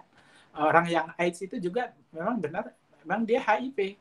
Lalu mengapa kita mengecilkan perjuangan yang dalam kondisi AIDS? Sebetulnya kita tidak perlu mengecilkan perjuangan mereka untuk menuju kepada AIDS, menuju kepada HIV ya, menuju kepada HIV. Jadi kita tidak perlu mengecilkan perjuangan teman-teman saya dan teman-teman saya untuk menuju sehat dengan membedakan penyebutan ODA. Sudah saatnya kita memotivasi teman-teman yang positif, teman-teman saya yang positif agar tetap berjuang patuh ARV dan sembuh dari kondisi AIDS ya. sembuh dari kondisi AIDS tanpa harus diberi label AIDS yang sangat stigmatis dan membuat down pasiennya. Karena stigmatis itu sangat membuat, terus terang saya bilang, kalau ada orang mengatakan ini masih AIDS gitu ya, AIDS, berarti seolah-olah mengerikan gitu ya. Jadi kadang itu juga membuat kita down. Sebut aja kita semua itu dengan HIV. Karena orang AIDS pun sebetulnya ya tetap memang dia ada virus HIV-nya ya. Sebutlah semua orang yang hidup dengan HIV sebagai ODIF ya. Orang dengan HIV, apapun kondisinya, apapun kondisi dan stadiumnya. Saatnya kita bergerak yang sama dengan gerakan global melawan stigma ya. Jangan lagi kita ambigu, jangan lagi kita merasa ambigu. Satu kaki kita kampanye nol diskriminasi, tapi kaki lain masih menyebut ODIF, ODA yang bernuansa stigma ya. Kalau masih ada dari kita menerima penyebutan ODA yang masih layak, dan jangan marah kalau kita disebut itu penderita. Itu selalu saya bilang. Jadi kalau misalnya orang dengan HIV AIDS, kalau aku dipanggil AIDS, karena saya sendiri tidak, kondisi saya bukan AIDS, tapi stadium saya dulu ya udah stadium 4, sudah AIDS ya. Tapi sekarang kan AIDS-nya kan gejalanya kan sudah disembuhkan semuanya. Saya sehat secara fungsional, saya tidak ada lagi infeksi oportunistik apapun. Jadi saya ini orang HIV, bukan dengan ODA ya, bukan dengan AIDS-nya sama sekali sudah tidak ada gitu ya. Sehingga kalau kita masih menerima penyebutan ODA, berarti kita masih, jangan marah kita kalau disebut dengan penderita. Saya sendiri tidak mau disebut penderita karena saya tidak menderita ya. Saya hidup sehat. Di awal edukasi memang kita masih memisahkan ODIF dengan ODA ya, orang HIV dengan yang AIDS ya. Tapi seiring dengan berjalannya waktu, sudah selayaknya melangkah step berikutnya ya. Dengan menyebut semua orang dengan HIV, sekalipun stadium AIDS, tetaplah kita menyebut semua kami dan teman-teman yang lain adalah seorang dengan HIV. Jadi tidak diambel-ambeli dengan kata-kata AIDS ya. Karena otomatis yang sudah stadium 3 pun yang saya bilang tadi, otomatis kita akan berjuang ya dengan patuh ARP, kita akan menuju ke hidup yang sehat, sama hidup yang sehat yang layak disebut dengan HIV saja. Jadi tidak ada embel-embel AIDS yang sangat stigmatis tadi yang seperti saya bilang. Seperti waria juga ya, sekalipun ada namanya transpuan atau transpria ya, tapi tetap disebut transgender ya. Lalu kenapa orang HIV yang masih AIDS, kenapa kita tidak sebut dengan ODIF saja, orang dengan HIV saja ya. Mari ayo kita mengikuti gerakan global yang sudah mulai berjalan dan bukan membuat gerakan baru yang menentang arus ya. Sekalipun hanya dalam penyebutan ya, tapi besar artinya dalam bentuk meretas atau memangkas stigma ya. Kalau bagi saya harga dan martabat, saya selalu juga bilang harkat dan martabat saya tidak berkurang sedikit pun karena saya HIV. Makanya saya tidak akan malu karena saya merasa saya sudah mindset saya ini orang yang bebas gitulah. Maksudnya orang yang terbuka gitu kan. Jadi orang tidak perlu merasa, saya merasa saya tidak perlu harus bersembunyi-sembunyi dengan status saya di mana-mana pun saya bisa membicarakan HIV gitu ya. Ya justru sebetulnya dengan media seperti ini makanya saya bilang saya selalu bersemangat ya, selalu bersemangat karena saya bersemangat untuk menceritakan kisah saya ya. Termasuk tadi saya sudah menuliskan 2 buku, itu itu semangat saya supaya orang lain pun, dan tujuan saya sebetulnya terbuka itu ya supaya orang mengetahui informasi HIV itu seperti apa gitu ya.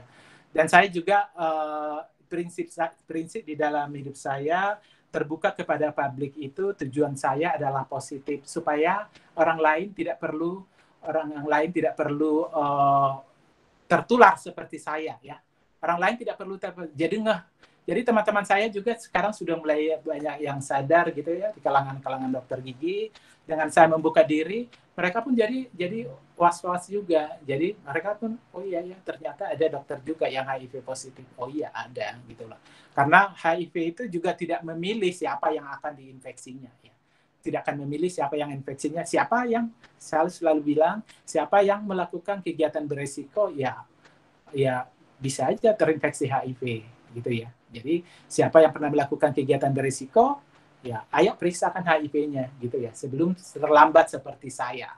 Sebelum terlambat seperti saya. Itulah tujuan saya membuka diri, itulah tujuan saya membuka diri ke publik supaya orang yang lain itu aware ya, tidak perlu tertular seperti saya. Dan satu prinsip juga dalam saya, stop HIV virus itu hanya dalam saya. Jadi saya tidak perlu menularkan HIV ke orang lain. Anda semua yang tidak HIV tidak perlu tertular sama seperti saya. Terima kasih, itu kira-kira yang boleh saya paparkan pada siang hari ini. Saya terbuka untuk menerima pertanyaan-pertanyaan kalau ada yang mau bertanya. Terima kasih. Baik, terima kasih banyak Dokter Gigi Maruli atas sharingnya ya Dok, sangat membuka mata bagi kita semua. Dan ini juga mohon maaf Dok, jadi dari Dokter Tanpa Stigma ini berarti minta maaf karena judul festival ini sebetulnya juga masih belum tepat ya Dok ya. Mestinya ODIF ya sekarang Dok yang digunakan gitu. Kalau untuk yang memang AIDS, berarti sudah tidak ada terminologi khusus ya Dok ya? Iya. Atau memang sudah tidak dibedakan ya Dok?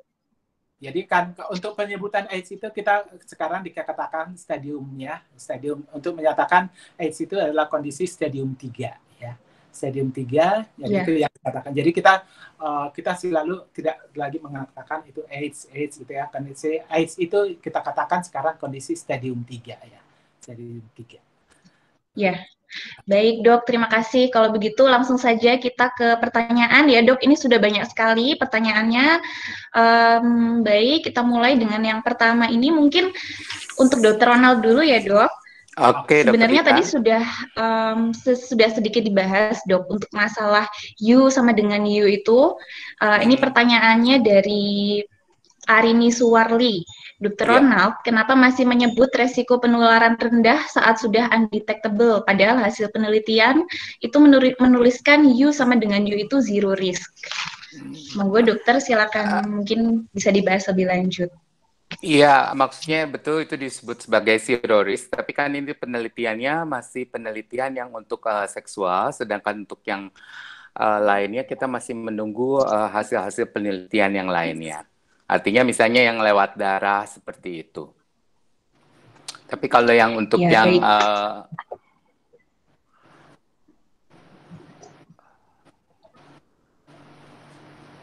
ya silakan.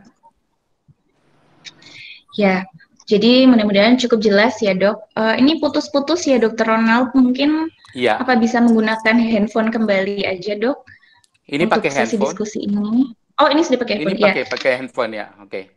Udah jelas iya, baik, Dok. Mungkin ya, sudah jelas, Dok. Ya.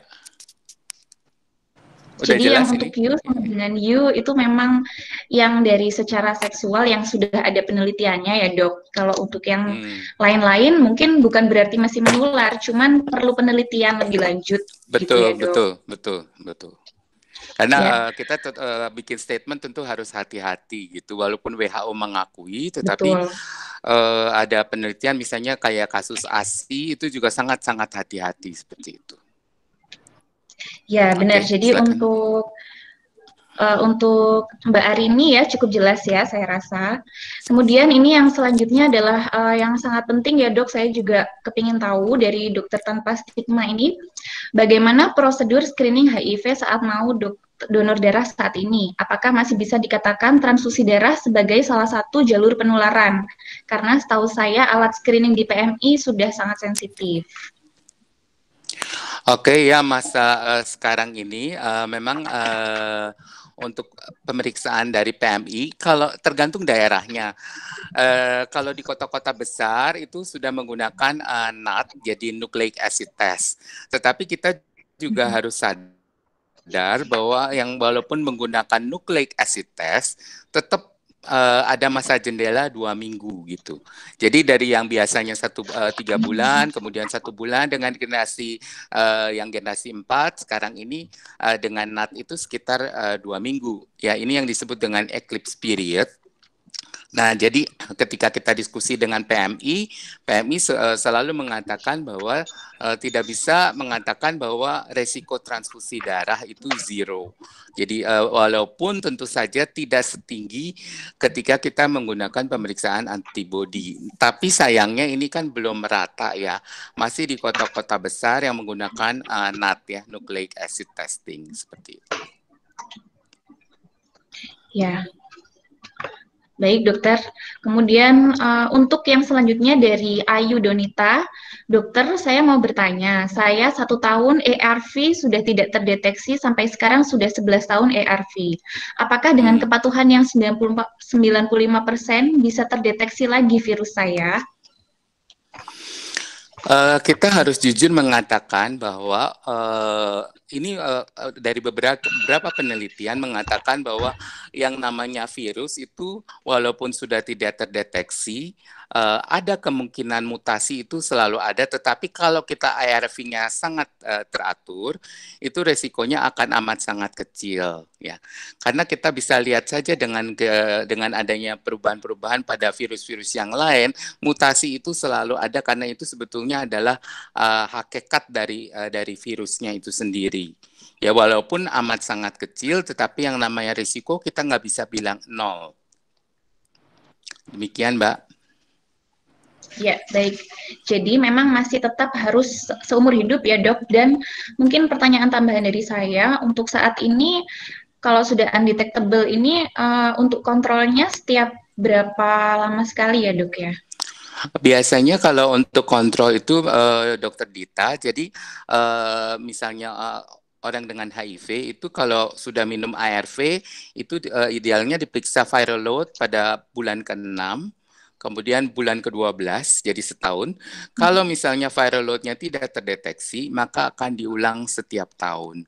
Tujuannya adalah kalau misalnya terjadi mutasi yang di luar dugaan, kita bisa langsung mendeteksinya sehingga bisa biasanya kalau misalnya dia di atas 1.000 kopi, maka kita lihat lagi kepatuhannya. Kalau kepatuhannya baik, kita minta lagi 3 bulan kemudian diulang. Kalau tetap di atas 1.000 kopi, maka dinyatakan resisten. Sebetulnya untuk tes resistensi itu kalau di Indonesia memang masih jarang dilakukan.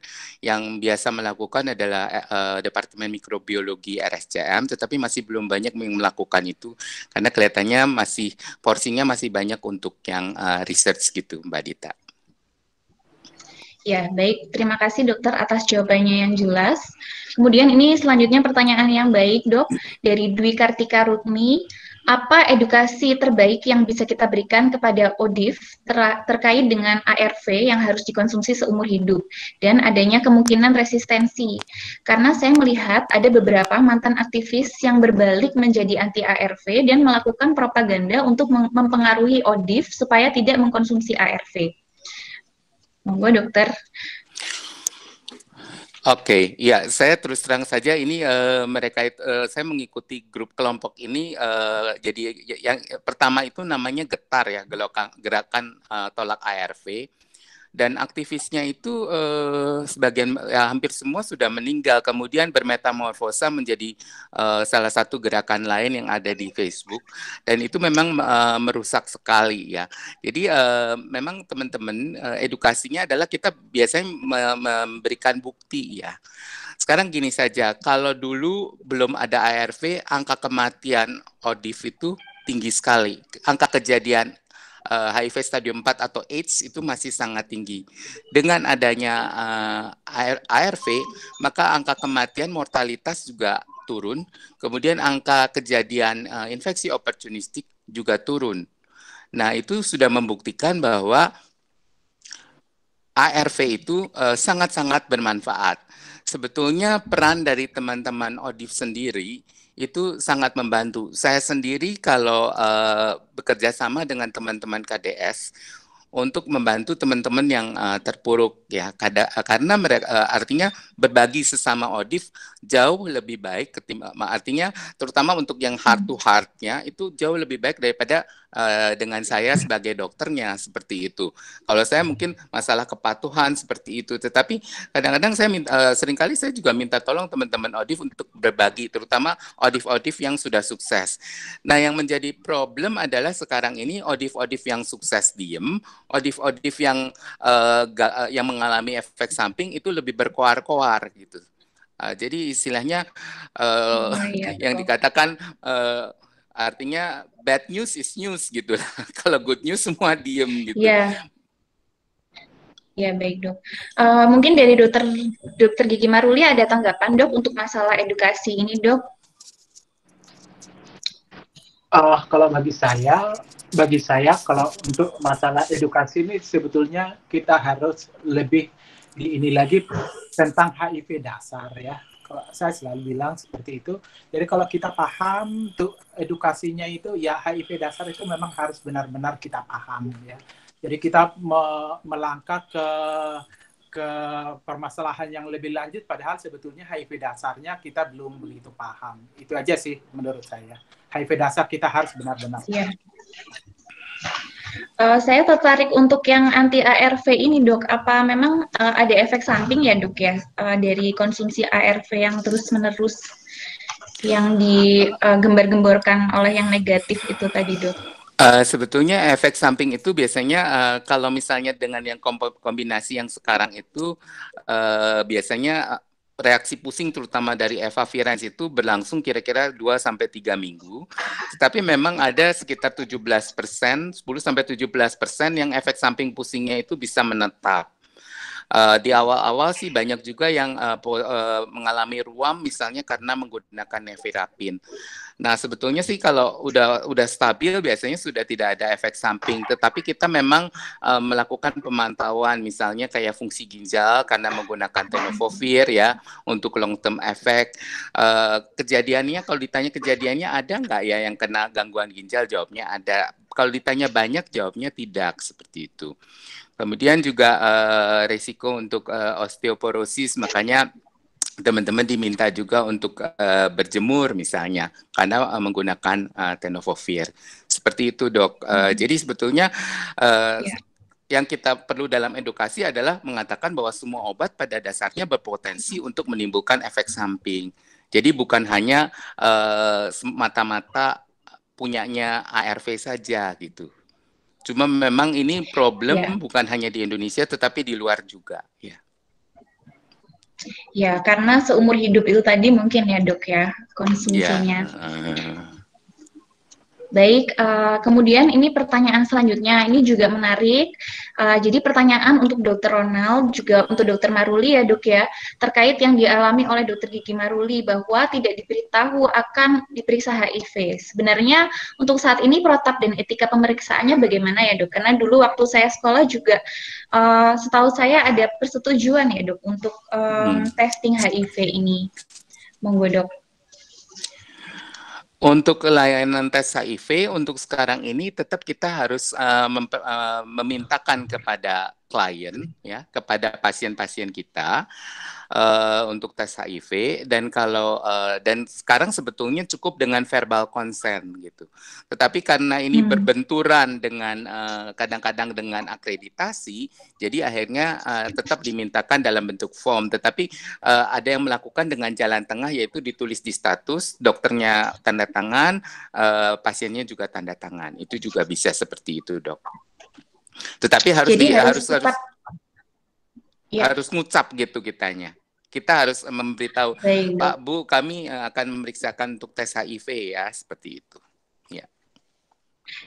Mungkin tanggapan dari Dokter Gigi Maruli gimana dok? Karena pengalaman dokter kan waktu itu tanpa konsen ya dok berarti? Iya, benar tanpa konsen, tapi ya cuma dikasih tahu. Kebetulan juga saya yang menungguin saya kerja di rumah sakit juga. Jadi memang di rumah sakit saya tempat bekerja ya setelah hasilnya datang baru saya tahu.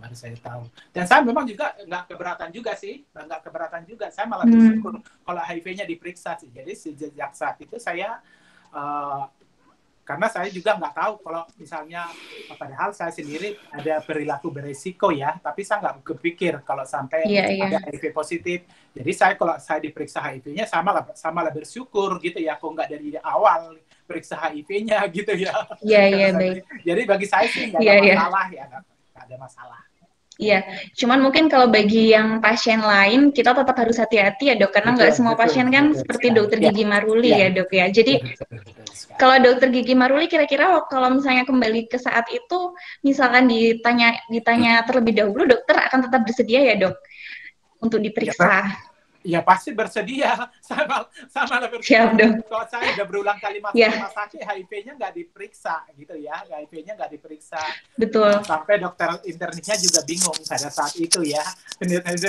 Kok ini sakit apa sih sebetulnya, kok berulang kali dilihat rekam medisnya, kok bolak-balik masuk rumah sakit, tapi kok nggak sembuh-sembuh. Yang terakhir ya periksa. Setelah tahu saya HIV positif, saya langsung keluar dari rumah sakit.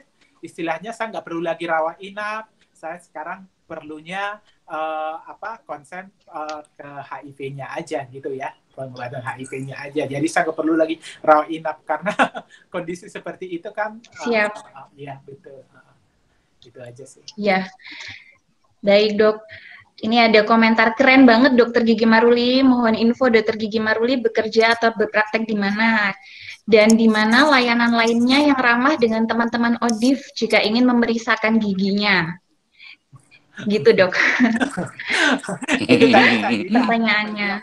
Perjuangan saya sekarang ini, saya kan di RSUD Merauke ya.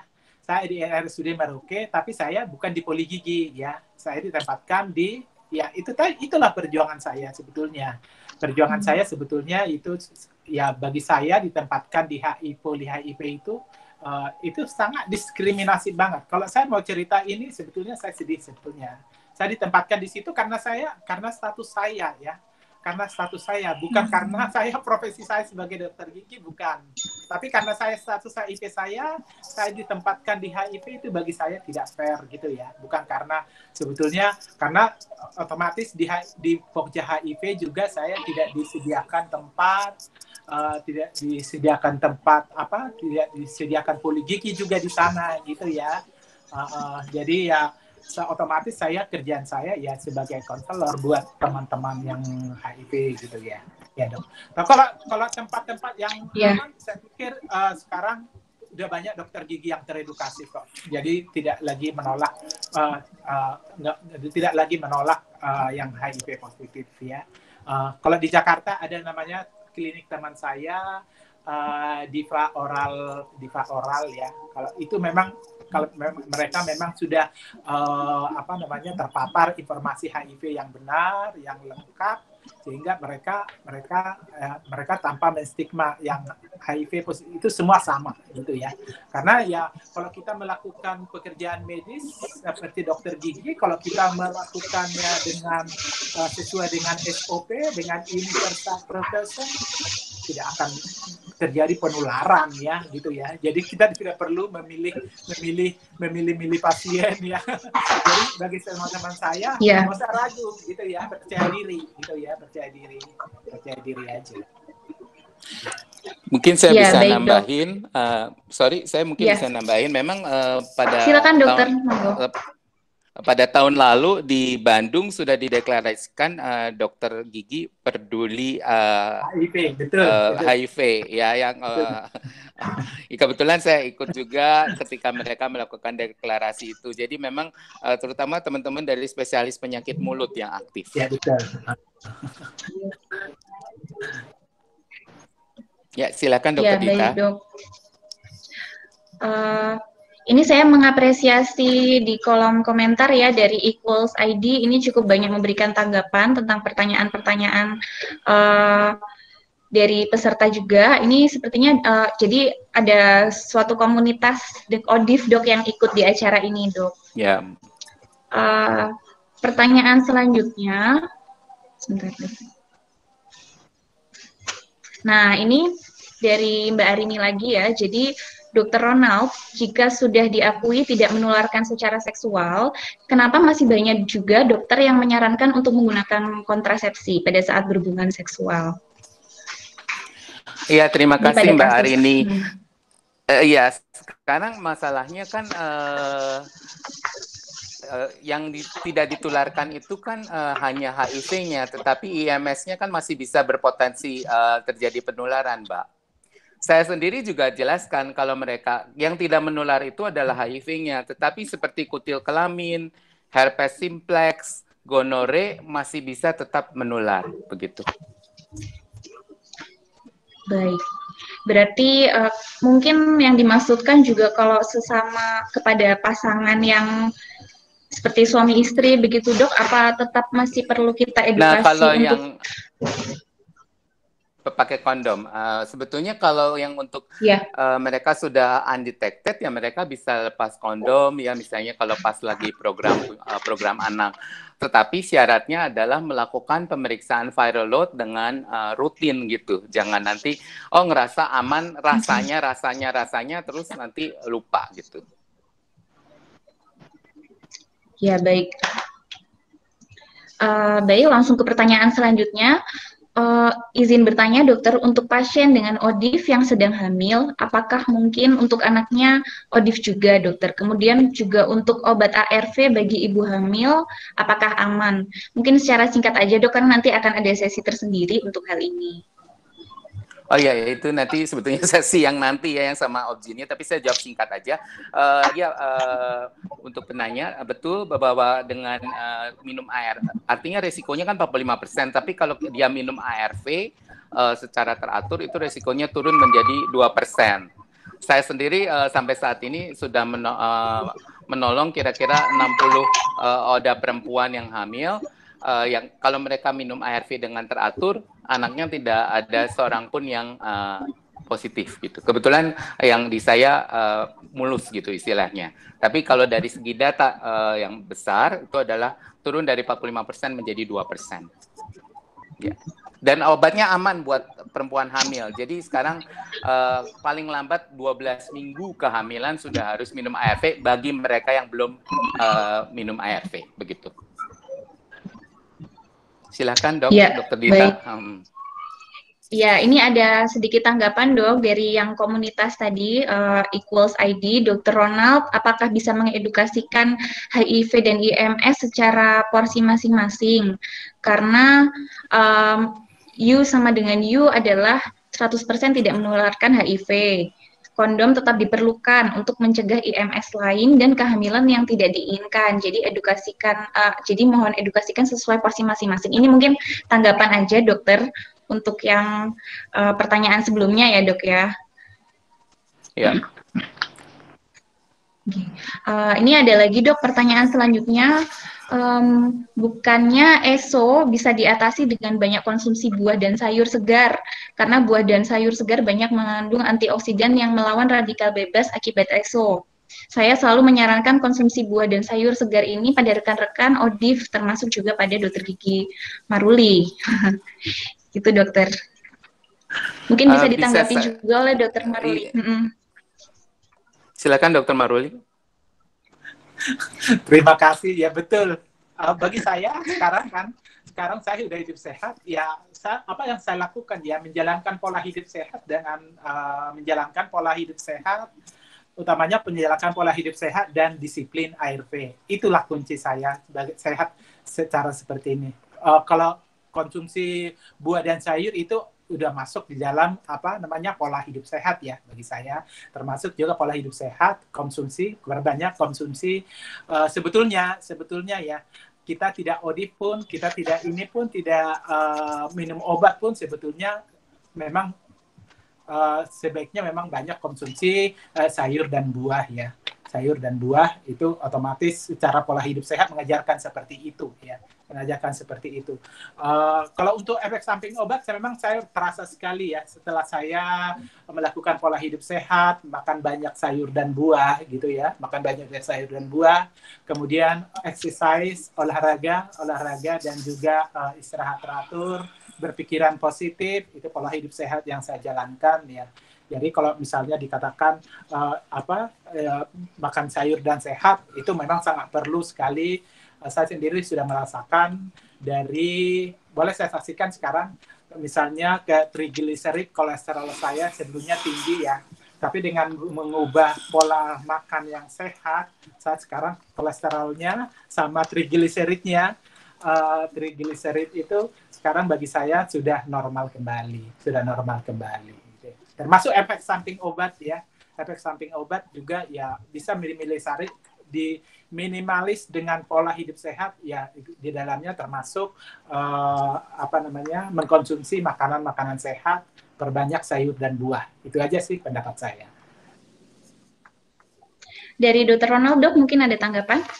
Ya, itu bisa menolong, tetapi perlu diingat juga ada faktor yang disebut dengan faktor genetik ya, yang kadang-kadang itu nggak bisa dimodifikasi seperti itu. Ya memang secara umum bisa menolong, jelas itu dengan pola hidup sehat, tetapi kita juga harus ingat bahwa misalnya ya sebagai perbandingan orang yang hidup vegan ya atau ya, pola hidup sehat, toh tetap aja ada yang terkena serangan jantung misalnya, itu karena faktor yang tidak bisa diubah. Misalnya kebetulan dokter Dita tuh ya, misalnya orang-orang Advent juga kan mereka vegan ya, sebagian besar vegan saya tahu, tapi mereka tetap saja bisa terkena. Demikian juga tentang efek samping obat. Itu tentu saja saya setuju dengan Mbak Arini, tetapi bisa menolong tetapi tidak 100% sih. Tapi terima kasih buat masukannya ya. Ya, saya rasa kalau hidup sehat dan banyak makan buah sayur itu untuk kita semua ya Dok, nggak hanya untuk ODIF ya Dok ya.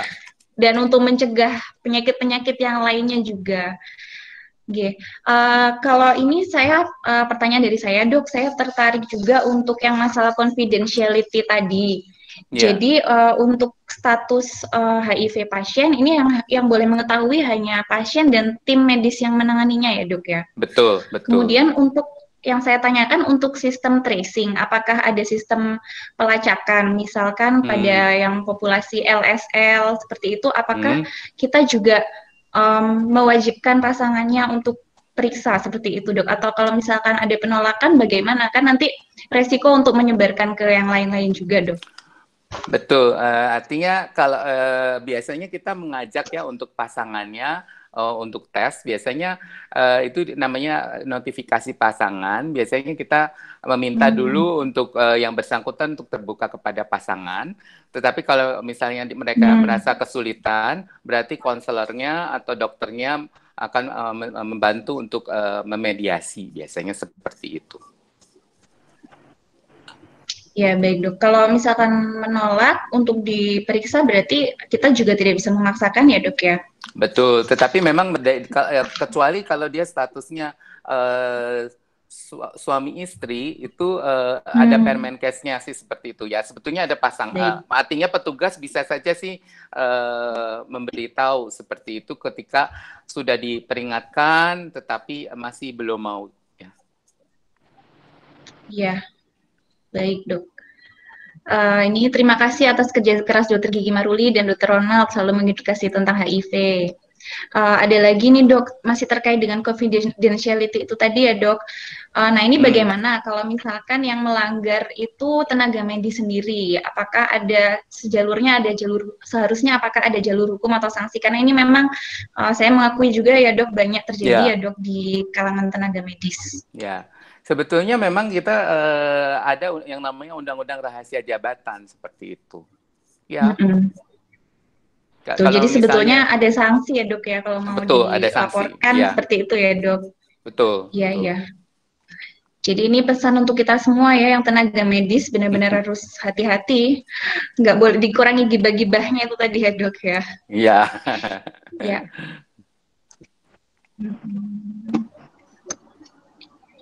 Baik, kemudian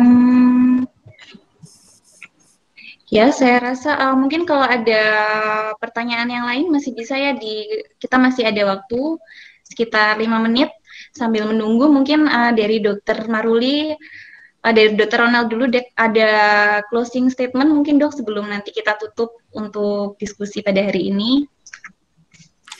Ya, terima kasih untuk teman-teman dari Dokter Tanpa Stigma dan juga untuk para peserta diskusi ini. Ini diskusi yang sangat menarik. Mari kita sama-sama bekerja untuk untuk kesehatan kita semua yang lebih baik, bukan hanya buat orang dengan HIV, tapi untuk seluruh masyarakat. Terima kasih. Kalau dari Dokter Gigi Maruli, monggo dokter. Sedikit ya. Kalau Ya, silakan dok. Kalau saya pribadi, saya dengan terbuka, saya dari awal saya bilang saya terbuka begini adalah awal kebangkitan saya ya. Awal kebangkitan saya. Jadi saya saya tidak ada pernah ada orang bisa menstigma saya karena saya sendiri yang memproklamirkan tentang status saya. Karena benar-benar saya pahami HIV itu bukan terinfeksi HIV bagi saya bukan aib. Jadi saya tidak perlu malu untuk mengakuinya kepada siapapun. Saya merasakan sekarang ini saya sehat secara fisik maupun psikis ya. Karena kalau kita masih istilahnya masih enggan membuka status kita, ayo kita pahami dulu HIV, tentang HIV itu seperti apa. Karena kalau kita tidak paham, kita juga mungkin bisa tidak bisa menjawab orang yang bertanya ya. Tapi kalau kita paham tentang HIV itu sendiri, kita bisa menjelaskan ke orang lain. Jadi orang lain pun tidak perlu. Kenapa sih orang masih menstigma? Kenapa sih orang masih mendiskriminasi? Itu karena mereka tidak paham aja. Jadi bagi saya sekarang, ayo kita pelajari lagi HIV dasar itu seperti apa, sehingga kita bisa menjelaskan kepada orang lain, sehingga orang lain pun tidak memiliki persepsi yang salah tentang HIV itu sendiri. Itu aja statement saya. Terima kasih. Baik, kami berterima kasih sekali kepada Dr. Ronald dan juga Dr. Gigi Maruli atas sharingnya pada hari ini, karena benar-benar membuka mata, terutama bagi kami para tenaga medis ya dok ya. Baiklah, kesimpulannya, jadi yang pertama di Indonesia ini memang masih terdapat stigma terhadap ODIF ya, walaupun memang menurut Dr. Ronald tadi sudah jauh berkurang, termasuk dan terutama dari sesama tenaga medis. Dan ini menjadi tugas kita bersama untuk menghapuskan stigma tersebut dengan meningkatkan pengetahuan tentang HIV dan AIDS, dan tidak setengah-setengah ya dok pengetahuannya, dan juga selalu menerapkan universal precaution dimanapun itu ya. Jadi termasuk untuk penyebutan ODA juga untuk saat ini sudah tidak dipakai lagi ya, jadi sekarang kita pakainya ODIF. Kemudian juga bagi teman-teman yang memiliki faktor risiko untuk HIV/AIDS, jangan ragu untuk memeriksakan diri, karena semakin dini penanganannya tentu hasilnya juga semakin baik ya dok ya. Ini juga PR kita sebagai tenaga medis juga harus menjaga kerahasiaan pasien, confidentiality-nya itu. Baik, terima kasih. Maka saya mengingatkan juga dengan ini bahwa donasi untuk ADIF ya, berarti anak dengan HIV juga ya dok ya, istilahnya. Untuk ADIF masih dibuka sampai 30 November 2020 dan akan kita serahkan pada tanggal 1 Desember 2020 bertepatan dengan World AIDS Day. Jadi untuk teman-teman di sini masih bisa membagikan info ini kepada kenalan-kenalan lain untuk ikut membantu kebutuhan sehari-hari bagi anak-anak dengan HIV/AIDS. Nanti ada di kitabisa.com/campaign/cita-cita-ADHA. Kami mengundang ibu bapak semua untuk mengikuti sesi-sesi berikutnya. Jadi masih ada sesi 2 ya, nanti jam 1 sampai jam 3 dengan topik HIV pada perempuan dan anak. Mungkin tadi ada pertanyaan yang seputar ibu hamil dan anak-anak, nanti akan dibahas di sana lebih jauh. Kemudian bersama dengan Baby Rifona, Hages Budiman, Dr. Nur Ashifa, dan Dr. Dian Rosita. Masih ada juga sesi 3, yaitu sesi penutup jam 16 sampai 18. WIT ya, jam 18 sampai 20 di WIT dengan topik HIV pada LGBTQ dan pengguna nafsa bersama Sepi Maulana Ardian dan Samsu Budiman. Silakan nanti teman-teman bergabung di kelas yang diinginkan dengan link masing-masing kelas yang sudah dikirim lewat email. Baik, sekarang saya umumkan untuk pemenang giveaway kita pada hari ini adalah Dwi Kartika Rukmi mendapatkan buku karya Dr. Gigi Maruli Togatorok, dan Arini Suwarli mendapat tote bag persembahan dari Perempuan Berkisah. Kepada para pemenang dimohon tidak meninggalkan ruang diskusi dulu, nanti akan kita lakukan pengumpulan data. Baik dok, selamat siang. Terima kasih banyak kepada Dr. Gigi Maruli dan juga Dr. Ronald dan kepada para serta semuanya. Dengan ini sesi pertama saya tutup. Mari kita bebaskan diri dari stigma negatif dan perilaku diskriminatif terhadap ODIF. Terima kasih, selamat pagi. Selamat siang. Selamat siang. Terima kasih Dokter Dita. Terima kasih Dokter Maruli. Terima kasih Dokter Ronald. Terima kasih, Dokter. Dokter Maruli. Yuk.